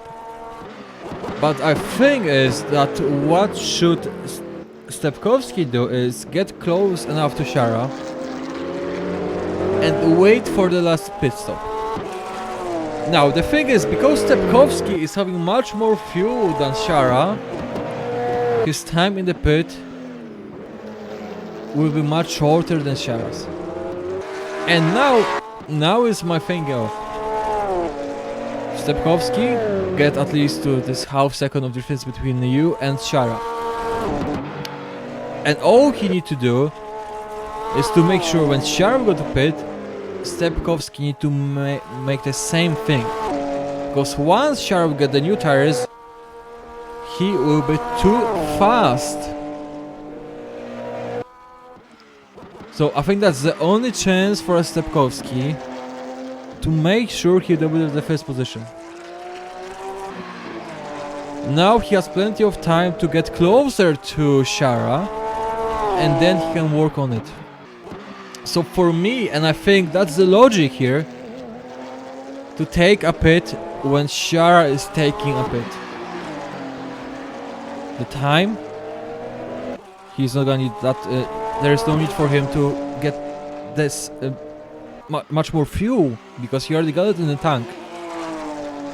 And even though with this 10 liters, so let's say 10 kilograms of difference, Stepkowski is getting closer at some points of the track.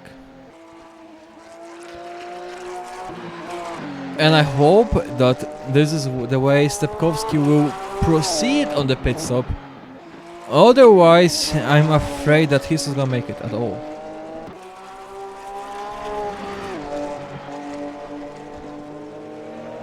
Unless you have any suggestions, so I'm always listening to the chat, so I'm looking at the chat. If you want to write something, ask me something. I'm just here because, as you can see, that's the part of the race. The drivers are quite far to each other and we are not going to see any fight here, so that's the time for thinking actually. And I hope that Stepkowski got some manager or something like that, otherwise I don't think so. You're gonna just do it the correct way. Because I've heard that some teams, some drivers are having a person that is taking care of that kind of stuff and telling them what they are supposed to do. So they're making the calculations and that kind of stuff.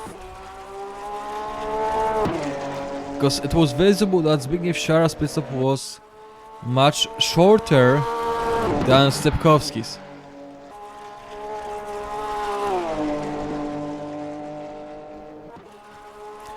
But okay, let's go back to see some action. So it's Marek Cieślak that is behind Tomasz Wach. 1.5 second difference somewhere.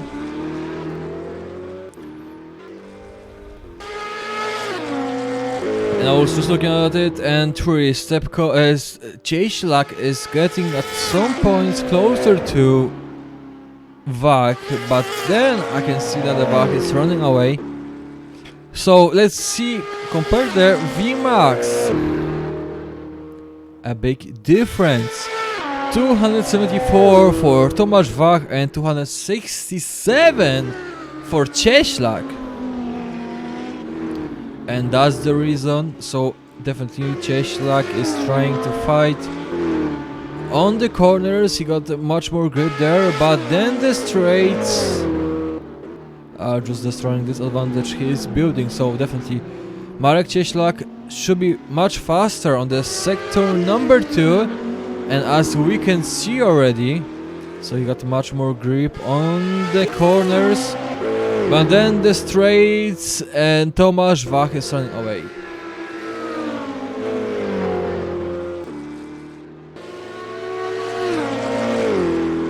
Only 10 drivers are on the track and there is 1 hour and 10 minutes for them.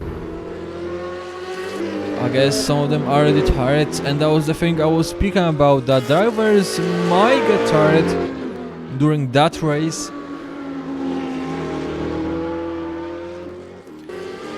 Cieślak half second behind Wach, but then straights.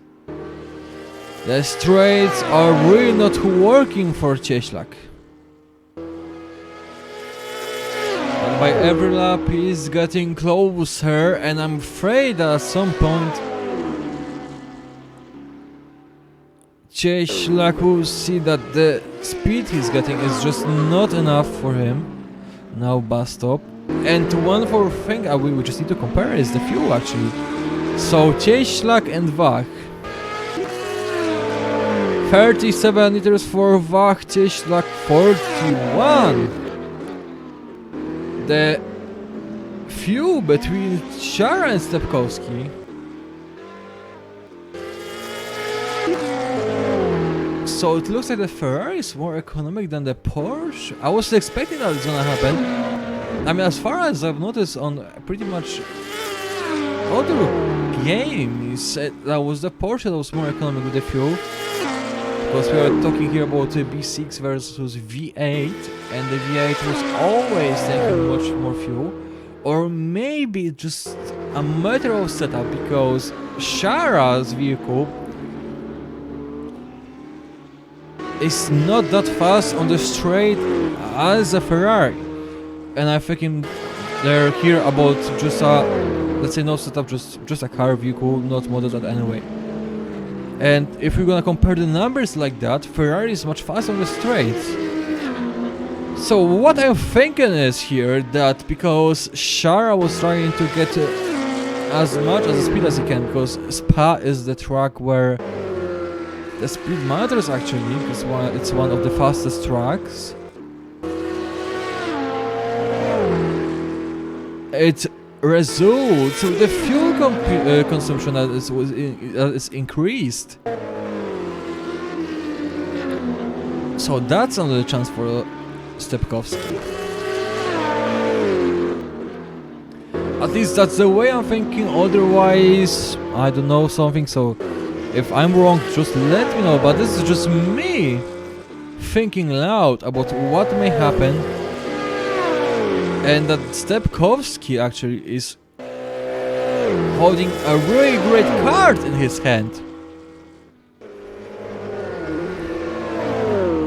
Still Stepkowski getting closer to Shara, so that's another thing that proves us. And Cieślak and Wach. Cieślak on the bus stop behind Wach.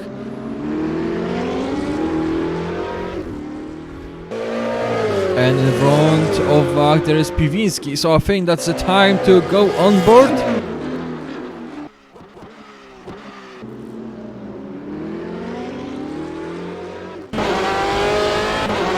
So you're saying that it's too loud all the time, so I'll just decrease the loudness of it, if I can say so.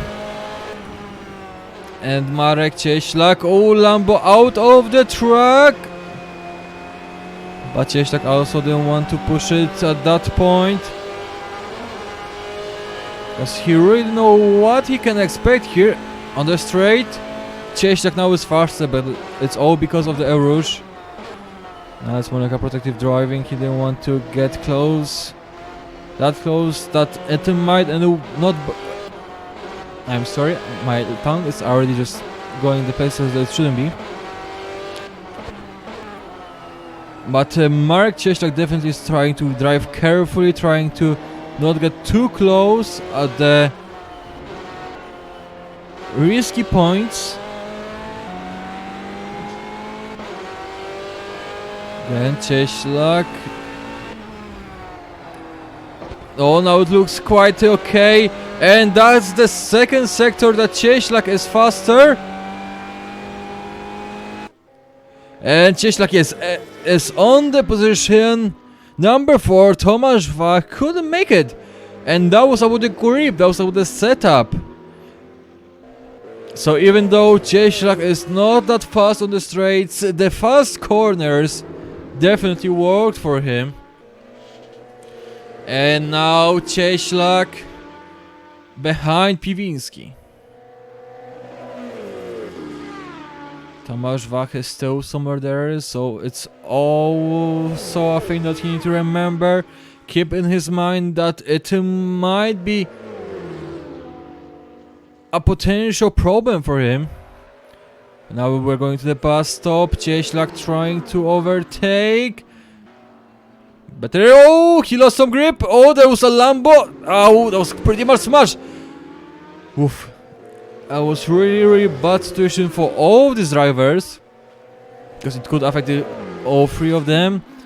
But thankfully it ended much better than I was seeing for Auto, because I already seen that crash. So Wach, seen this Ferrari is losing the grip on the bus stop, thankfully. His reflex was fast enough to react. And now Lambo faster on the straight, so this is what I was talking about, getting the VMAX, and Cieślak couldn't protect himself from it. Pretty much no point. And no idea how we can just deal with that fast car. But again, the corners, and again you can see Cieślak in front of Lambo. Now we're going downhill. Fast corner, but no, Cieślak landing after the Lambo. So Wach keeping position number 4. And just Piwinski that is running away from it, making use of this situation. Again, fast corner. Cieślak definitely faster, but he lost some grip. I guess that was this bad air that we were talking about. And Cieślak still keeping the tempo. Definitely he is faster, but the question is can he keep the position that he's going to get? And I'm talking here position number 4. Then there is Piwinski. He is still in the range, even though there is a 2 seconds difference between him, Piwinski and Wach.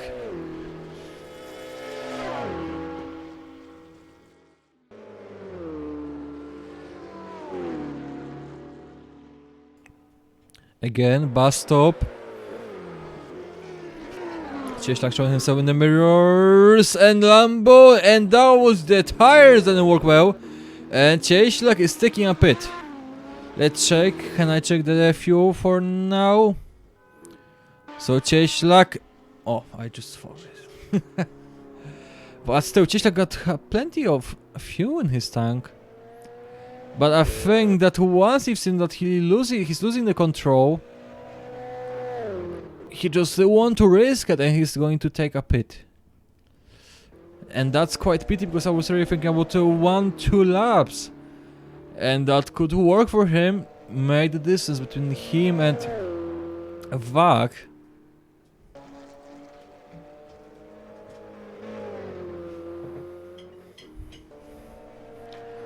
So as I said before, only 10 drivers are taking part in this race. Plenty of DNFs, plenty of mistakes.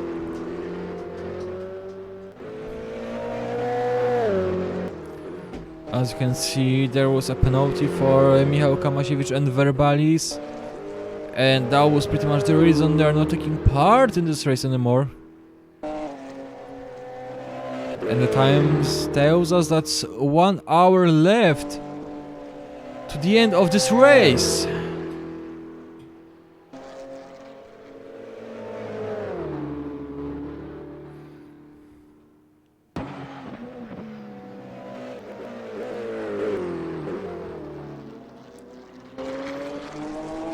Okay, so once again let me take some water, because it's really...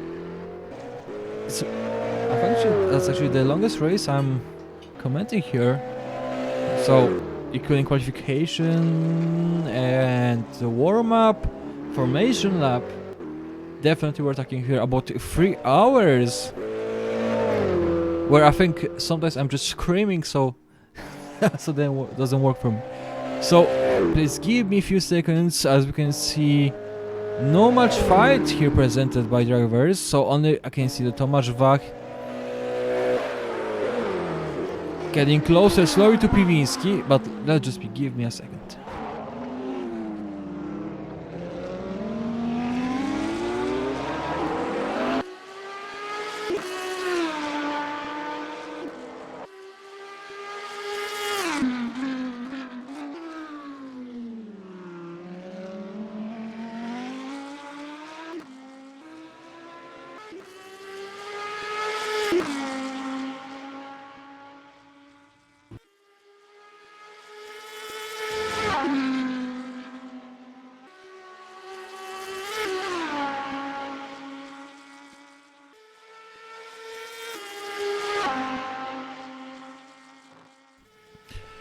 Yep, on the 1 hour left, plenty of drivers can't take place in the race anymore. Because of reasons, of course. 2 of them had fire. How many of them will survive till the end? Well, at the beginning of the race I was thinking most of them. Because pretty much the first laps were quite promising.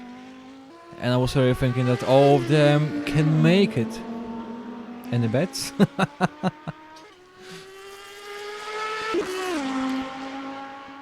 Well, I think the bets didn't work well this time. I mean, because mostly the bets are about the crash on the... If there will be crash on the first corner. If the drivers can make it. So basically all of them made it through the first lap. All of them. And that was surprising for me, because that's the Spa track, the track that is giving plenty of issues for drivers. So I will just maybe speak a little bit again, because I think I have plenty of time. We are not in a hurry, and there is still plenty of things that we can speak about. So let's check weather just for a little bit. And 8%. No, it's not gonna rain. Thankfully. So the corners we are seeing here and the straights we are seeing here, they are giving us some information. So definitely most of the drivers should aim for the fastest setup. Their cars should be set up to get the maximum speed of it. And that's so much like taking a pit. So let's jump to the position number 2, where is Stepkowski. And I think he's having some small issues to get closer to Zbigniew Siara. So the straights are the main key. So the speed is the thing that drivers need to remember. We got some yellow flag somewhere. And I think that's Kananovic. What happened here? Okay, let's see. That's Andrzej Kananovic. He was out of the track. And fire. That's the fire from his vehicle. So that's the another driver. I think that... I'm not sure who it was, but... he was trying to make it to the pit. Because he was very close to it. But then he just stopped and... no. That's the end for Kananovic. So that's the another driver that can't go anymore. And that's on the 9 drivers left. So that's the half of the drivers are taking part in this race.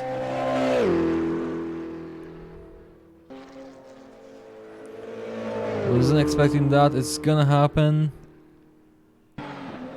So 3 drivers ended the race because of the fire. And that's pity, because that's pretty much a small mistake they are making. And ends like that. Unfortunately, there is no downshift protection. And might just happen. So once again, Stepkowski on the position number 2. The only driver that still has a chance to get to position number 1 to be the leader. All he needs to do is just to get closer to Zbigniew Siara. So I was speaking about the fuel. 31 versus 49. So I'm surprised that Zbigniew Siara vehicle, even though it only got 6 cylinders, is taking much more fuel than Stepkowski's V8. And that's the advantage for Stepkowski. So we're talking here about already about 18 liters. And on the pit stop we've been saying 10 liters. So it's already 8 liters that Stepkowski saved. So it's a lot. But now is the question if it's enough. Actually. Because that's a 4-second gap. And if Stepkowski want to make it closer, even to the 2 seconds, I think 2 seconds will be just the right time. And he need to go to the pit just after Zbigniew Siara.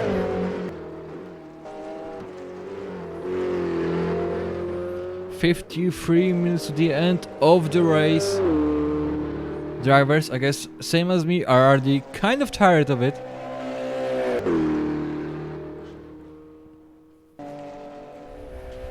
And maybe some more information, because now we're talking about the drivers that just got the pretty much most of them steering wheel, and maybe some of them they're driving in the VR, and definitely it works for immersion and getting better times. But the small thing is that if you're talking here about the simulation, so the proper ones, and I'm talking about the seat that moves and all that small stuff, try to drive on that. People who are actually driving normally on their leagues, and they've been speaking that, well, I can drive 2 hours and it's okay. I spent 15 minutes on the simulator and I was just tired. Dead tired. So small difference how it works. And one thing that we just need to remember, that drivers in real life and the forces they are fighting with also affects them. So like just a small comparison about these few things, but definitely 3 hours of driving are making people a little bit tired, and we are getting sunrise. 50 minutes to the end and we are starting to see the sunrise, so it's getting brighter on the track.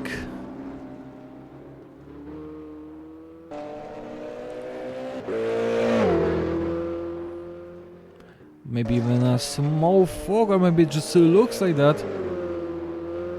And that's a small problem. Sunrise and sunset, as someone already mentioned, that you actually, at some part of the tracks, you are not seeing anything at all. So let's go with Stepkowski on board.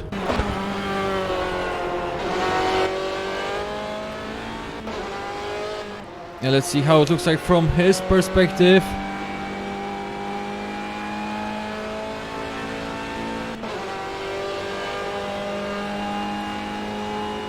But doesn't look that bad. Sun is rising quite fast, so not a problem here. But definitely he can see Shara already going to the bus stop. But in meantime, let's check how he is going to the track, losing a little bit of grip. But still going through.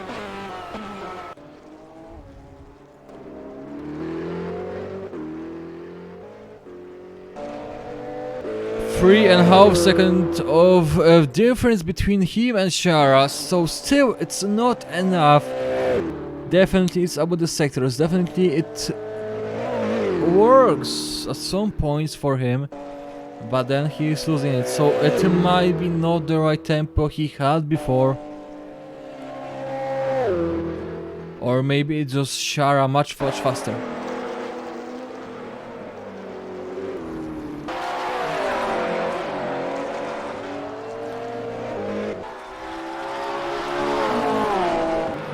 Piotr Wojdyło. Blue flag for him.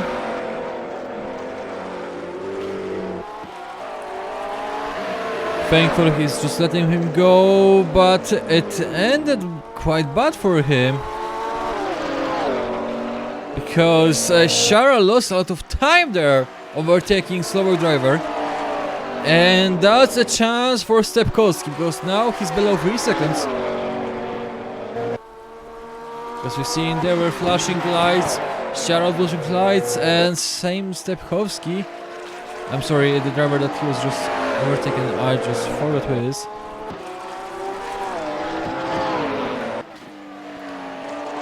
So, chance in front of Stepkowski. So now let's see how Stepkowski is going through that driver.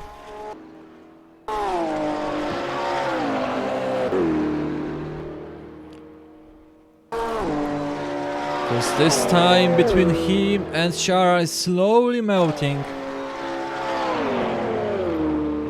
That curb, that quite hurt. Now, bus stop. And Stepkowski, we've seen it already, he's losing some grip here. So he needs to be careful about all of it.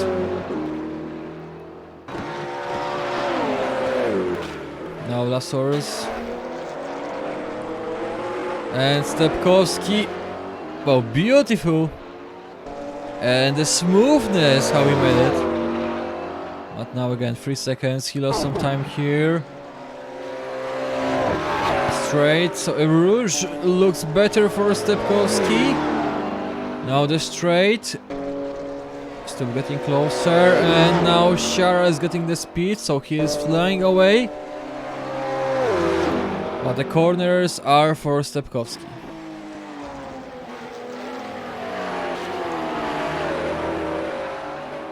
Two and a half. So it's really a fight between these two drivers.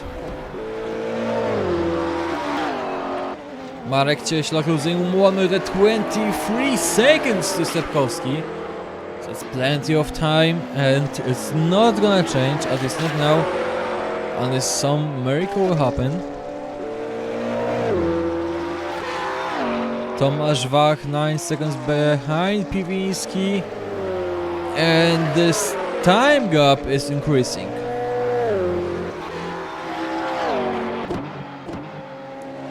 Stepkowski. I mean, this second sector, comparing just the second sector, definitely it works for Stepkowski.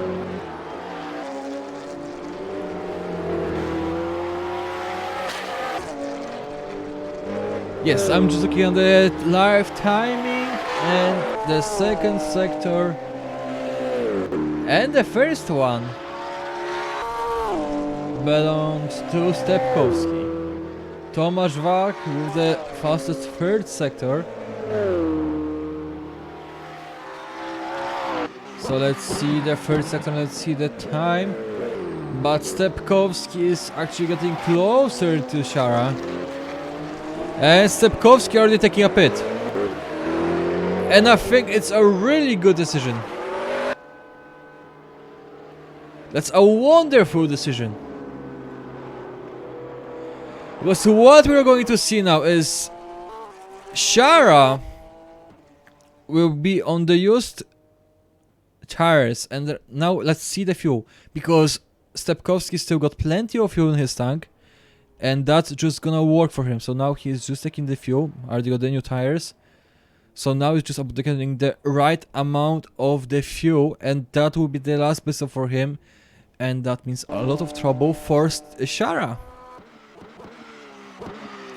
Stepkowski noticed that he is losing grip, that it doesn't work well, and he needs to change something. And this is just the right decision to make. Shara also burning tires, so he's losing grip too, and Stepkowski at the maximum capacity of his tank. So Stepkowski 52 seconds, 53 seconds behind Shara. Now is the question, because if he is getting closer to Shara right now with a full tank, that means that Shara needs to take a pit now.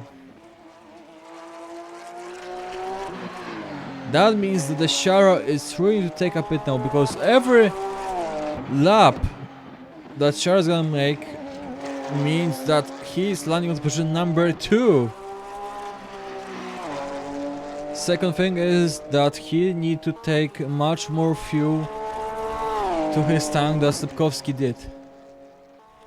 That means that his pit stop will be much longer. So Stepkowski, what he needs to do is just to make sure his tempo is just right, because that's the last chance for Shara. Take a pit now. And let's see it. And that's a pit for Shara. Okay, so now that's the fight between Stepkowski and Shara. Stepkowski in front of him, there is a slower driver. I hope that he can just go through easily.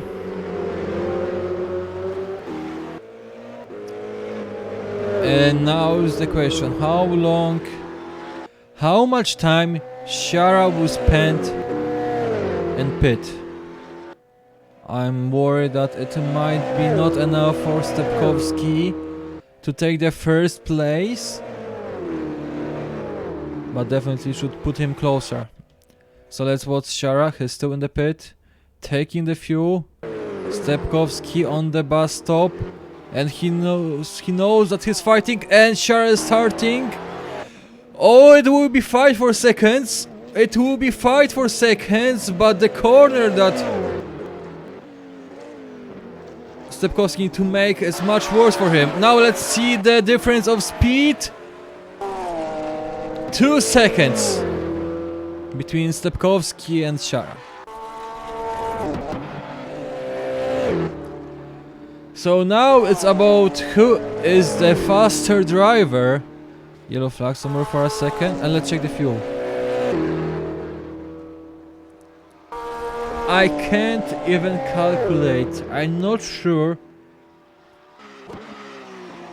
But we already said that Shara fuel consumption is much higher than Stepkowski's. Stepkowski got 10 liters much more fuel than the Shara. Now is the question, who made the wrong calculation? Because if Stepkowski took too much fuel, that's the reason he won't be fast enough. That's the reason he's on the position number 2, not the first. But if Shara made a small mistake in his calculation, that's the end for him. That's the end of being in the first place. So we're gonna watch the times here, because Stepkowski, even though he got more fuel in his tank, he looks like he's faster, so let's see it. Unfortunately, I can't tell you the fuel consumption of a driver, so maybe I'll just make a note, okay? So I will make a note of drivers and their fuel consumption. So at the very beginning of the corner of the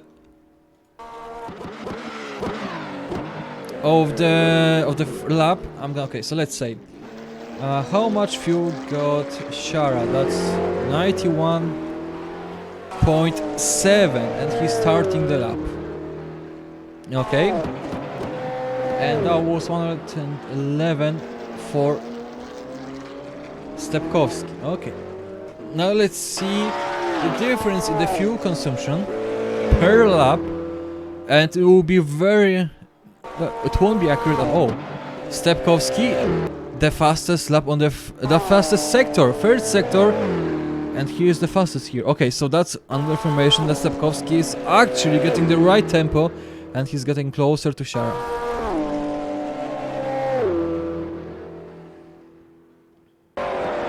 Remember to drink? I remember. And my throat is, well, already sore, so, but I still have plenty of water, so don't worry. I'm just fine. I was already taking my breaks to get some water, but thanks for memory. Okay, Stepkowski first, sector faster, so definitely Stepkowski. Once he's seen some sand, he's getting faster. Yellow flag at some point somewhere, and that's for a Piotr Wojdyło. Thankfully Piotr Wojdyło is already on the tracks. He cut some grass there. Okay, slowly we are getting there.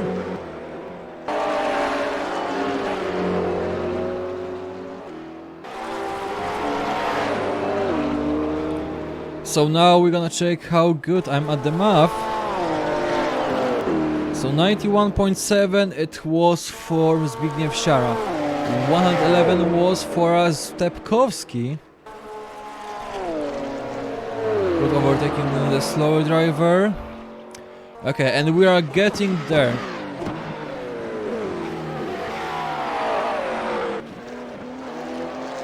So let's see the Zbigniew Shara, and that will be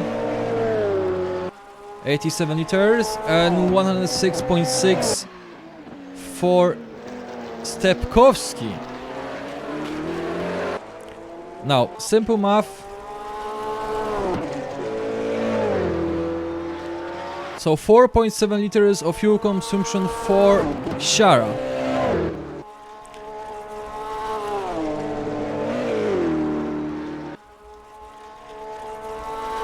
$4.4 goes to Stepkowski.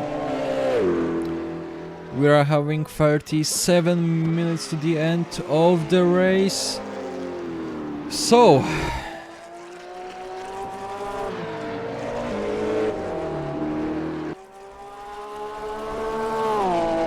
I'm sorry, I'm gonna just count it. So how many laps we got to the end?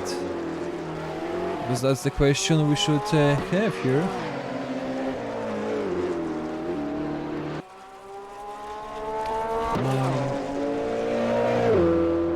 So 16, 17 laps we were talking here about.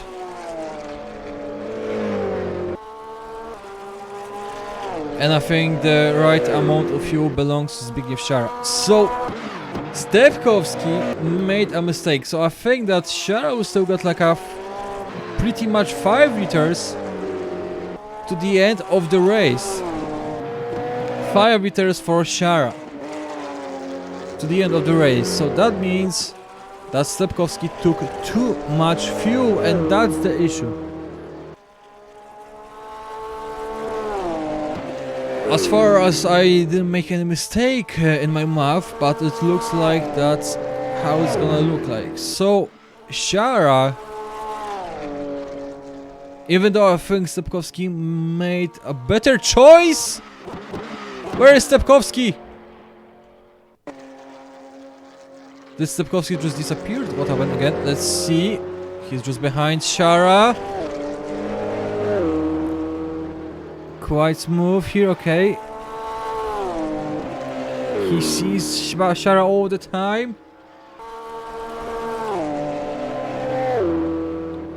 Okay, and... oh my god, I think that was a connection issue or the game crashed. Can't believe it. That it happened at that point. Daniel Stepkowski is not finishing the race because of that issue. I was really thinking that there is still chance for this person. It's 35 minutes to the end of the race and there was still chance for Stepkowski to take the first position, but I just can't believe it. I can't believe it. It ended that way. I was really hoping that he's gonna change the ruler of the race, and Zbigniew Siara was always a person that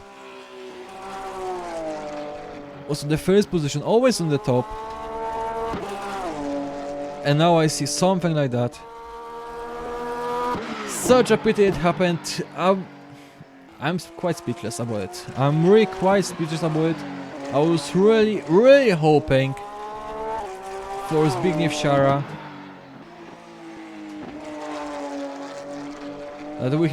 that he is gonna have some fight there between him and Stepkowski.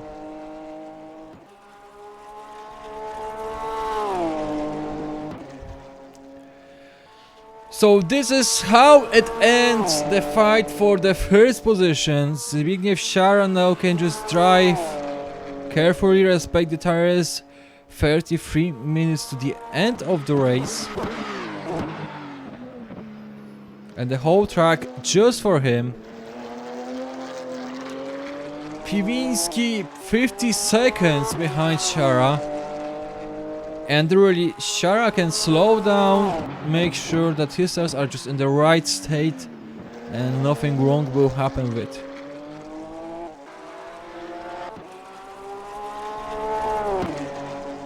Oh my god, can't believe it, it happened.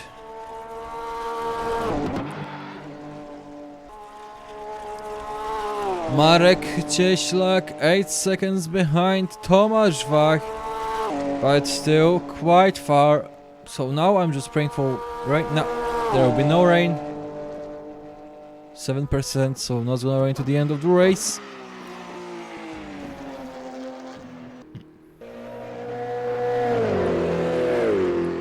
So it's all about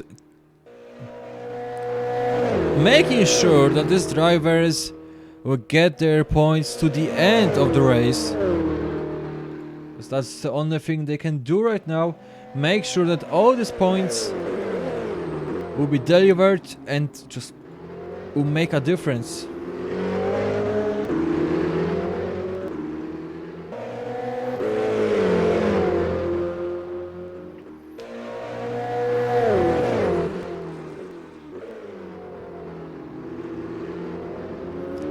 So few drivers had some issues. Game crashed, didn't work well for them. And same Stepkowski. No.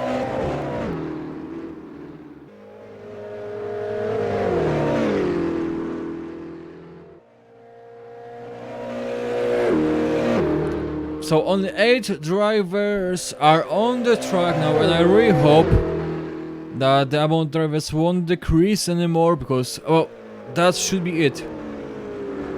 The long race is just killing some drivers. I think it's really hard to say what was the reason for it. We are having a yellow flag somewhere at a point of the track, but it looks back. Okay, so we're back on the race, everything is just fine.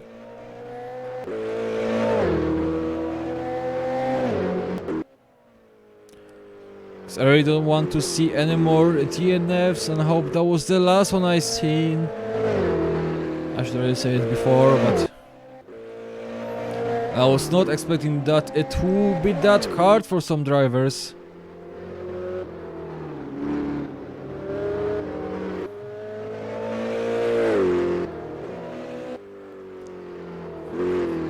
So only Marek Cieślak can make a difference here. He can't get to the position number 3. He has half hour to do it. So quite plenty of time to do so. I guess still it's quite risky.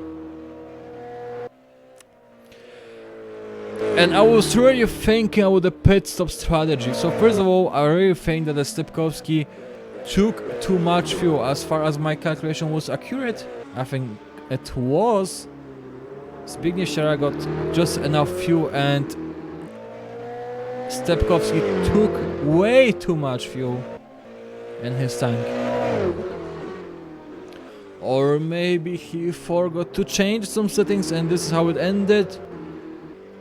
But still, there was a chance for him to get the first position, and Zbigniew Siara once again is a driver that can just drive alone and not be bothered by anyone else.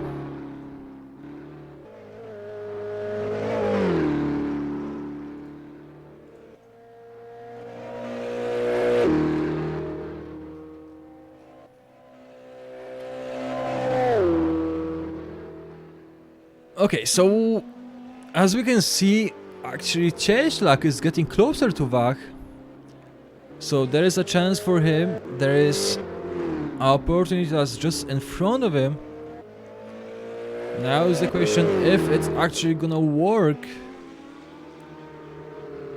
So let's check the fuel, how much fuel this driver got in their tanks. So, the fuel between Cieślak and Wach. Okay, so 58 liters for Cieślak and 67 for Wach.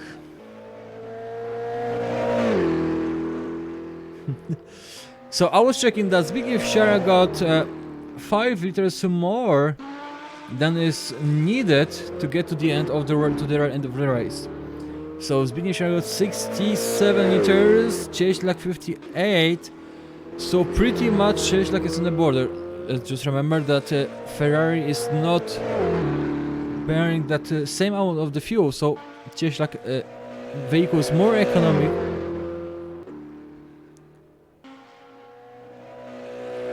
Just checking Siara is first, so everything goes right. I think if there will be something like betting, well, there will be no point to bet for the first position. We just need to focus on the second and third one, because in the first position we know who will be there.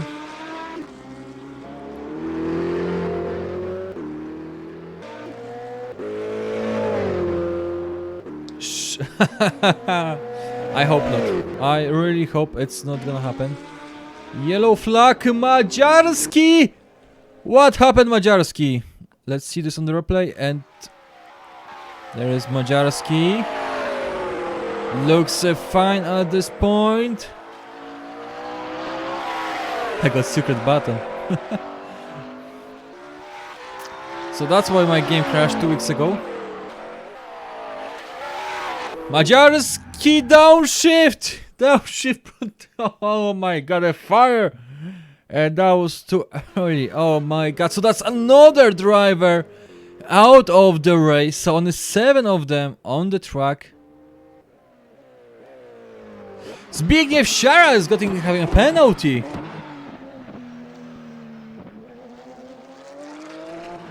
I know where you live, but just to be ready for my visit. And Zbigniew Shara is taking the penalty because he knows there is no point. 1 minute of difference between him and Piwinski. So it really looks like there is a barbecue season on the Spa today. So that will be 4 vehicles that were burned already. I was not expecting that. So once again, let's go back to Marek Cieślak, the driver that has a chance to get to position number 3.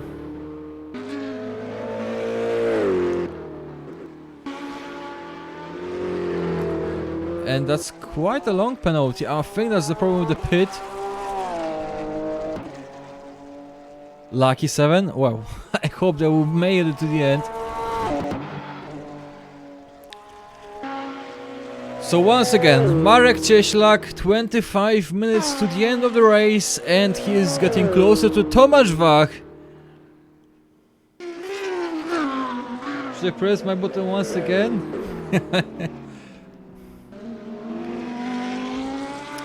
Well, I won't answer that question. I will leave it to you. But Pocisk, do you have a button for a rain? I could use that actually. I could use that. If you can bring some rain, please press that button now.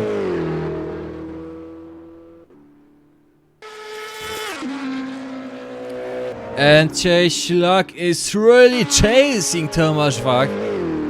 I was not expecting that his tempo would be that good.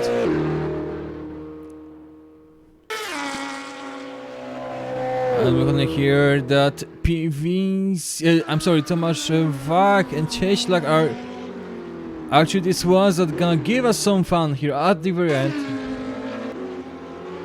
It's raining already in my place, so it's... Well, I was not speaking about your place, I was speaking about the place I'm currently at now. Because if we're going to check the weather, it says 2%, so... For me, your button doesn't work at all.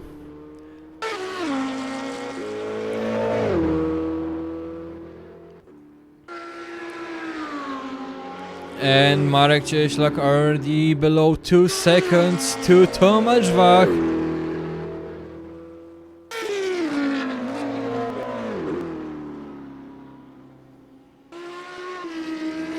Boys, I just checked the new BMW for Endurance DLC. That was the 6 series? I don't remember which one it was. Please remind me if you can, because I really don't remember.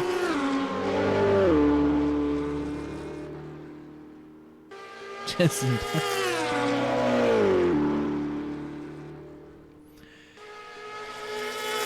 Cieślak is really trying to get as fast as he can to Tomasz Wach. I was M8. Alright. Sorry, I was wrong. I've seen the pictures of the new DLC. Cieślak, half second of difference already. Oh my god, this guy is really fast, and now he's getting the tempo. Now let's start this. First corner, second. Now Eurush in front of us.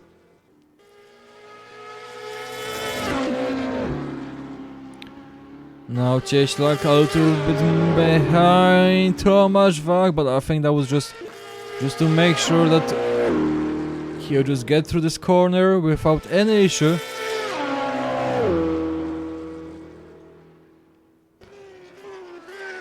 Marek. Let's take some onboard maybe.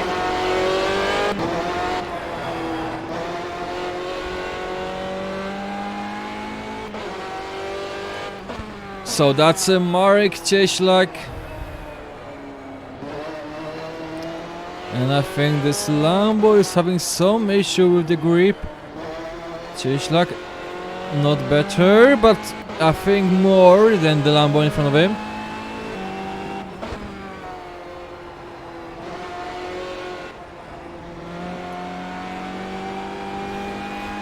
Cieślak, now that was a fast corner, and that's where the Ferrari is having a lot of grip. One again.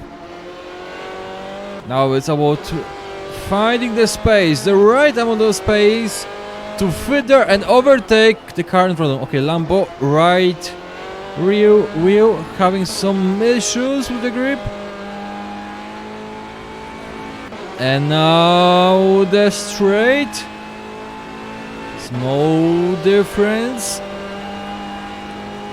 Not yet. Okay, maybe the bus stop will be the answer. Now we're just making sure they will go. Oh, small issue, small problem, and we having the Cieślak on position number 3, Tomasz Wach on position number 4. Now just bus stop, making sure he's gonna make it just right. And he made it. So Cieślak done it and landing on position number 3, and still, okay, we got a yellow flag somewhere, and I think that is who it is. Okay, so all drivers are back on the track. So maybe one of them just cut the grass somewhere.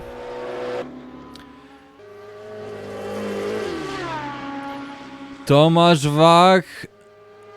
And what is happening here? Whoa, wait for a second, because I think I lost control of things that are happening here. So there is penalty for Marek Cieślak, even though I think I've seen Tomasz Wach cutting the track. I can't believe it just happened. And Cieślak again taking position number 3. Now he's losing grip. No, still on the track, but it was close. And Tomasz Wach on position number 4.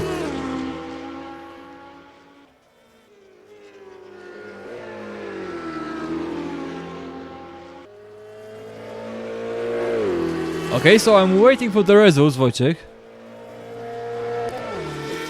So Marek Cieślak need to take this penalty. And I think Tomasz Wach is also to get close to get one, because we've seen him cutting the track quite obvious in that way. So Marek Cieślak on position number 3, and he is going to lose it, and I think that's the sad part of the story. Yet he got some time to do it, but well, I think that would be just the best to do it right now.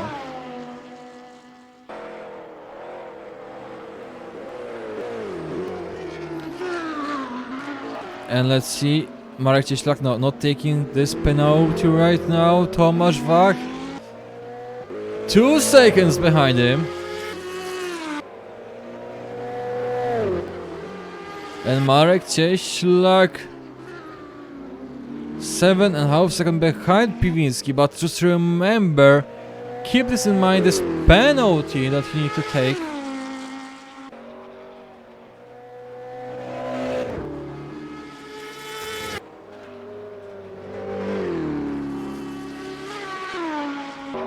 I wasn't expecting it will be in that way. Yes.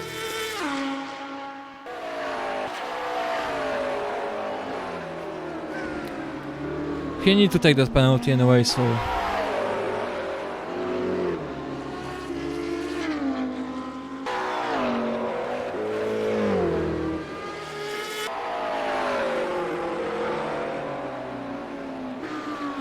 Well, but it's still, I mean, it's only 70 minutes to the end. He need to take the penalty, well, in that time, as we were saying here, 5 laps. And the problem is that pit stop in the Spa is actually taking a lot of time even to get through it. Because it's quite a long one. So even though Tomasz Wach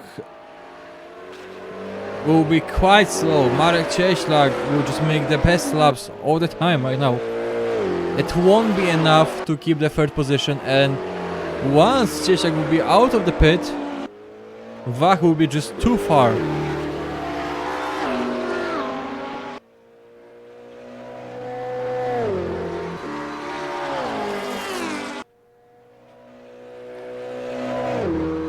So let's see what Marek Cieślak will do, what will be his plan.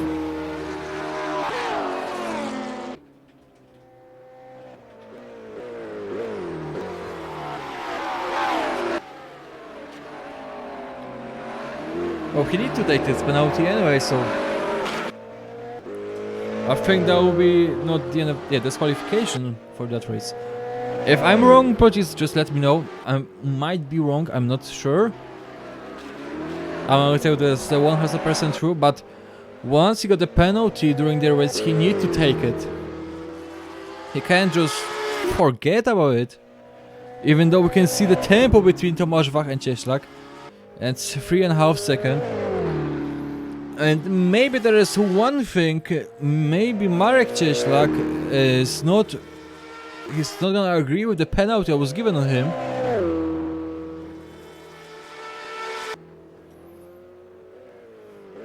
Yeah, definitely need to take the penalty.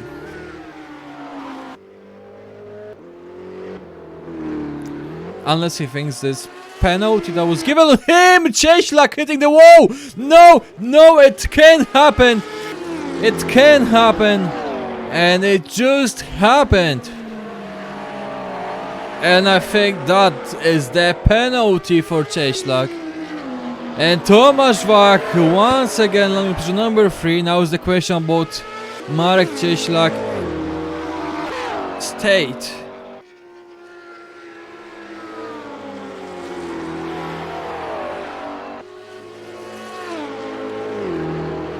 So I wasn't expecting that. I was really thinking we've seen 3 seconds. 3 seconds of difference between Tomasz Wach and Marek Cieślak, and he lost it, all of it. He damaged his vehicle by the small mistake. 14 minutes to the end of the race. Oh, no swearing here, Pocisk. Come on, no swearing, please.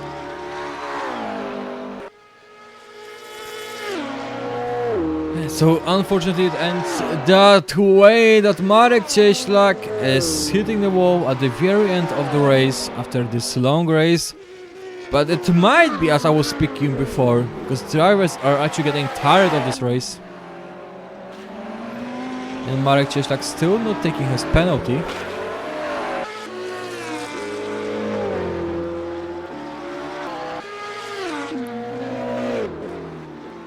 Piwiński 48 seconds to Zbigniew Siar, and I think it's not even trying. Tomasz Wach 10 seconds to Piwiński. Out of the range, I think. So.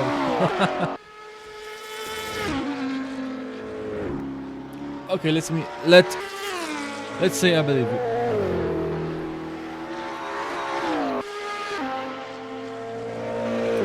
Marek Cieślak 2 seconds behind Wach, and definitely this contact with barrier now is not letting him get enough speed, not letting him to be fast enough.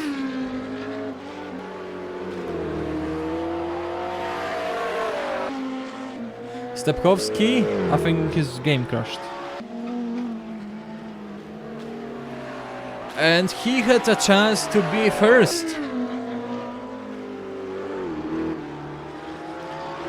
Oh, don't worry, there will be still plenty of time for the leader. Don't worry. Especially that Shara already had plenty enough, don't worry. So Wojciech Klimek at position number 7, 14 seconds behind Kamil Karuś. And that's a surprise, because Karuś, maybe he's not even the fastest one. Maybe he is not experienced enough.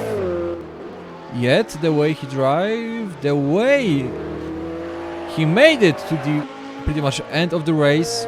I'm surprised and I'm glad I could see it.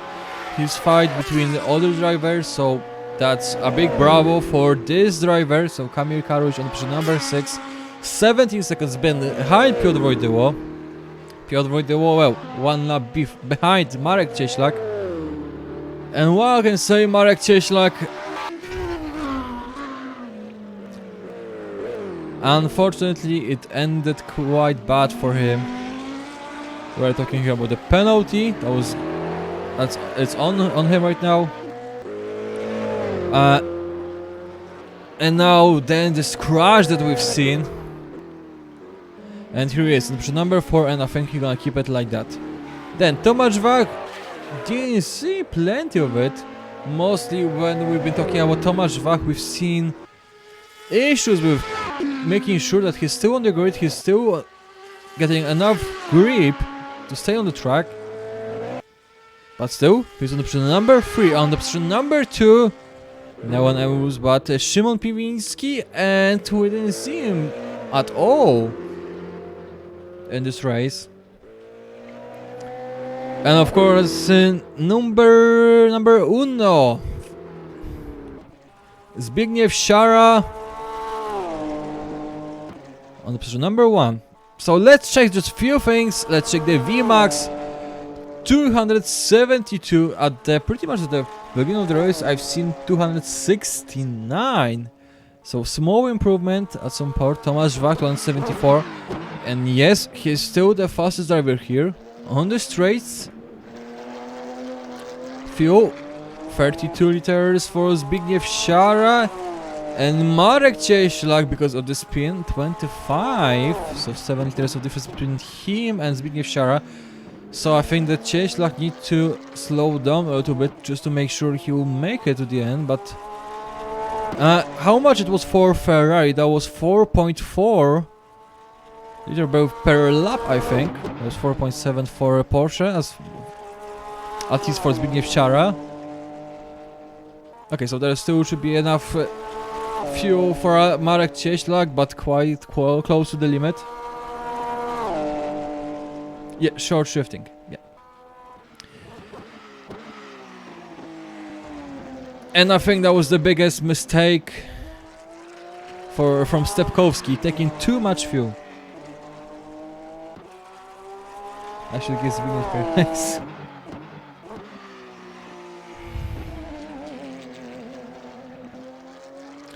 So I think the Zbigniew Siara calculation was just right. But definitely, I'm surprised, I'm really surprised, because according to Assetto Corsa, and now you can answer me, Pocisk. So basically, if you're making the change in the setup of your vehicle, does it impact the fuel consumption? Because I'm not good enough at rFactor, and I think I'm not allowed to say plenty of things of it. So now if you can tell me if it's enough. Marek Cieślak taking his penalty right now in the pit, as far as I can see. So tell me, Pocisk, does the setup impact the fuel consumption at all? Or is it not?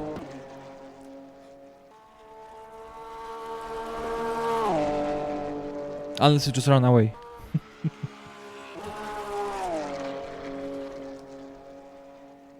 In rFactor, okay, so I will take the change in the setup, change the fuel consumption, because what I've noticed in Assetto Corsa is, because we were talking here about the Porsche is having V6 engine. In Ferrari we are having V8, and I took a small calculation, so per lap Zbigniew Siara is taking 4.7 liter of fuel per lap. And the Ferrari, and that was for Daniel Stepkowski, was taking 4.4 liter per lap. Even though in Ferrari we are having a V8, which in Assetto Corsa V8 is burning much more fuel than the Porsche is with its B6. Yeah, it's also important. It's also important, but that's a difference. So Ferrari, comparing just these two drivers, was more economical than the and driver weight. So Ferrari was more economical than the Porsche, and that was a surprise for me because in Assetto Corsa Ferrari was burning a lot of fuel because it was V8. I know that the boxer engines are actually burning a lot of fuel anyway, but 6 cylinders versus 8. Well.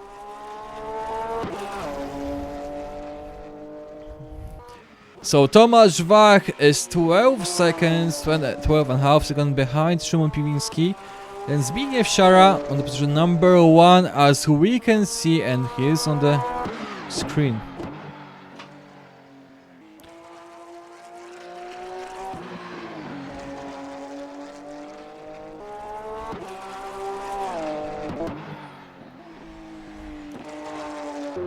Marek Cieślak is in the pit!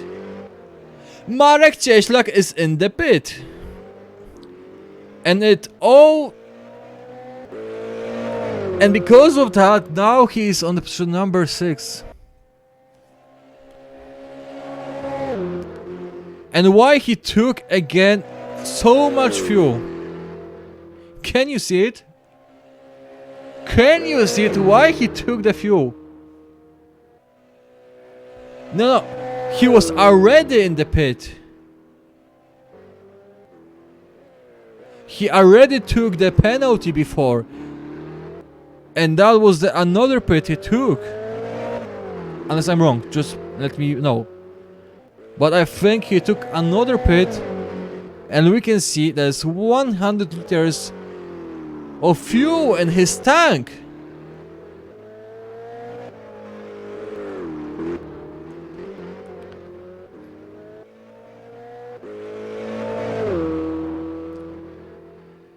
Okay, so Marek Cieślak unfortunately landing on the position number 6. And that was a long pit.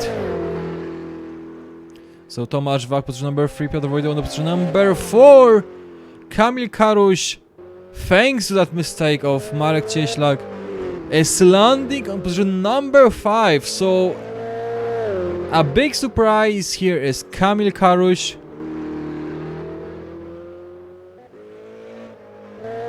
I'm really shocked about that.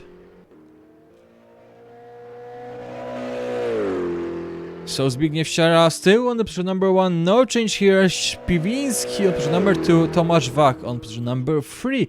So that's the top 3. Piotr Wojdyła 1 lap behind Tomasz Wach, so definitely not a chance to get even close to Tomasz Wach. And Kamil Karuś on the position number 5. Oh well, maybe that's the plan. After the race he's going somewhere. Belgium is quite nice, so well, definitely he can find some space for himself. At the end, let's just check the weather. 7%, no, so it's not gonna rain. Just making sure. 20 liters in Zbigniew Siara's tank. And I think at the very end Zbigniew Siara starts. And Marek Cieślak again getting the penalty. Wow. That's the 3.5 minutes to the end of the race, so I don't think they're gonna take this penalty at all.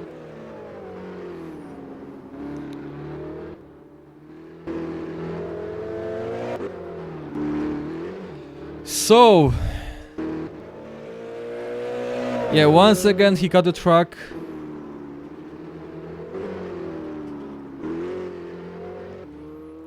But you can see that Wojciech Klimek is 10 seconds behind him. Oh my god, that mistake shouldn't happen, but with a full tank, pretty much full tank, because I think the max capacity is 120 liters, and that's the max amount you can get in that car.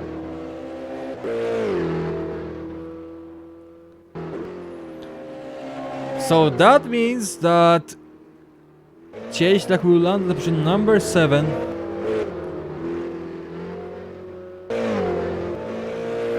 Well, he's going to have a chance to go through the pit stop to serve the penalty.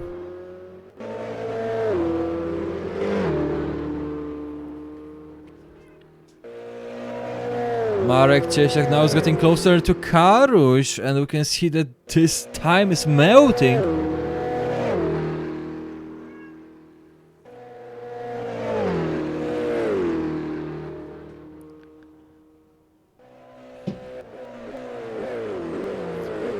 So last 2 minutes of the race, plus maybe some time for the last lap. But Marek Cieślak, and just look at it, even though Marek Cieślak is having a full tank, but well, I think that's about the tires he's having. So the brand new tires are giving him enough grip. Oh! Loss of grip here at the first corner. But IRG is... that was a short answer. Short, straight answer. And Marek Cieślak... a big loss here.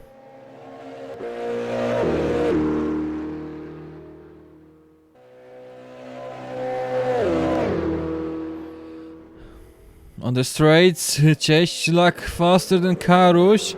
Karuś wants to keep his position. Oh, Cieślak trying to find space here. So it looks like that Marek Cieślak is not planning to take a pit. Looks like there will be no time for the penalty.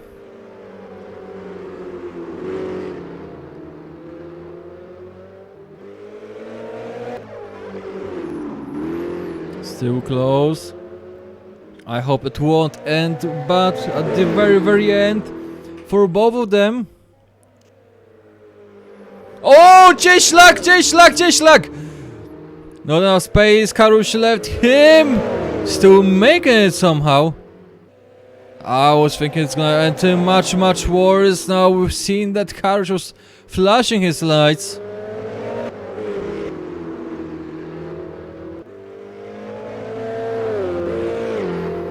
Yeah, Marek Cieślak need to take a pit lane at the last lap. I think that would be just the best way to do it, but I really don't know what it says about it. So, Shara starting the last lap. He already started. Piwinski, yellow flag somewhere.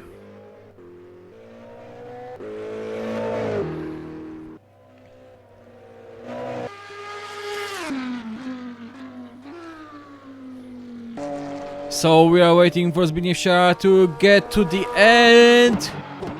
Yellow flag, I don't know what is happening, but some drivers are on the yellow flag here.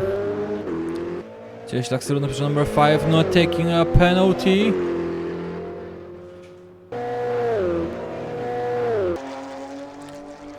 Slice of fun, I think. So that's the Shara, and that's the win of the longest race I ever had a chance to see. Definitely there was some fight for him, so he wasn't alone at all. He had to protect himself, he had to be careful about what he's doing. And that's the bus stop. Last corner taken slowly, and here he is, the winner of this race is Zbigniew Shara. Now all what we are waiting for is just other drivers to go to the lane. Marek Cieślak drifting around here, I see. Still on the track. Or maybe just more for fun. But so there's a penalty on him. So Zbigniew Shara in position number 1. Szymon Piwinski slowly getting to the end. But not yet.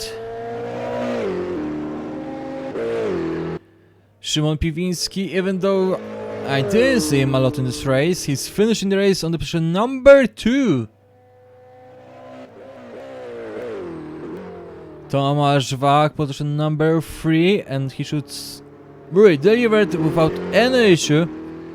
And that's Piwinski. 9 liters in Piwinski tank, Tomasz Wach 6 liters. So that's not a lot. And that's Tomasz Wach.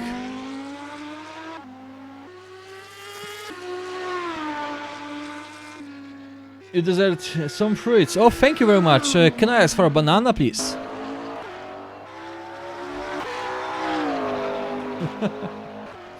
Piotr Wojdyłow just finished the race. Marek Cieślak didn't take his penalty, so I don't know what's gonna happen after the race. Wojciech Klimek on position number 7, and Cieślak finishing it in the barrier. Ooh, That was lovely. At least at the end I could see something. Thank you for the banana. I will take it now. And cieślak.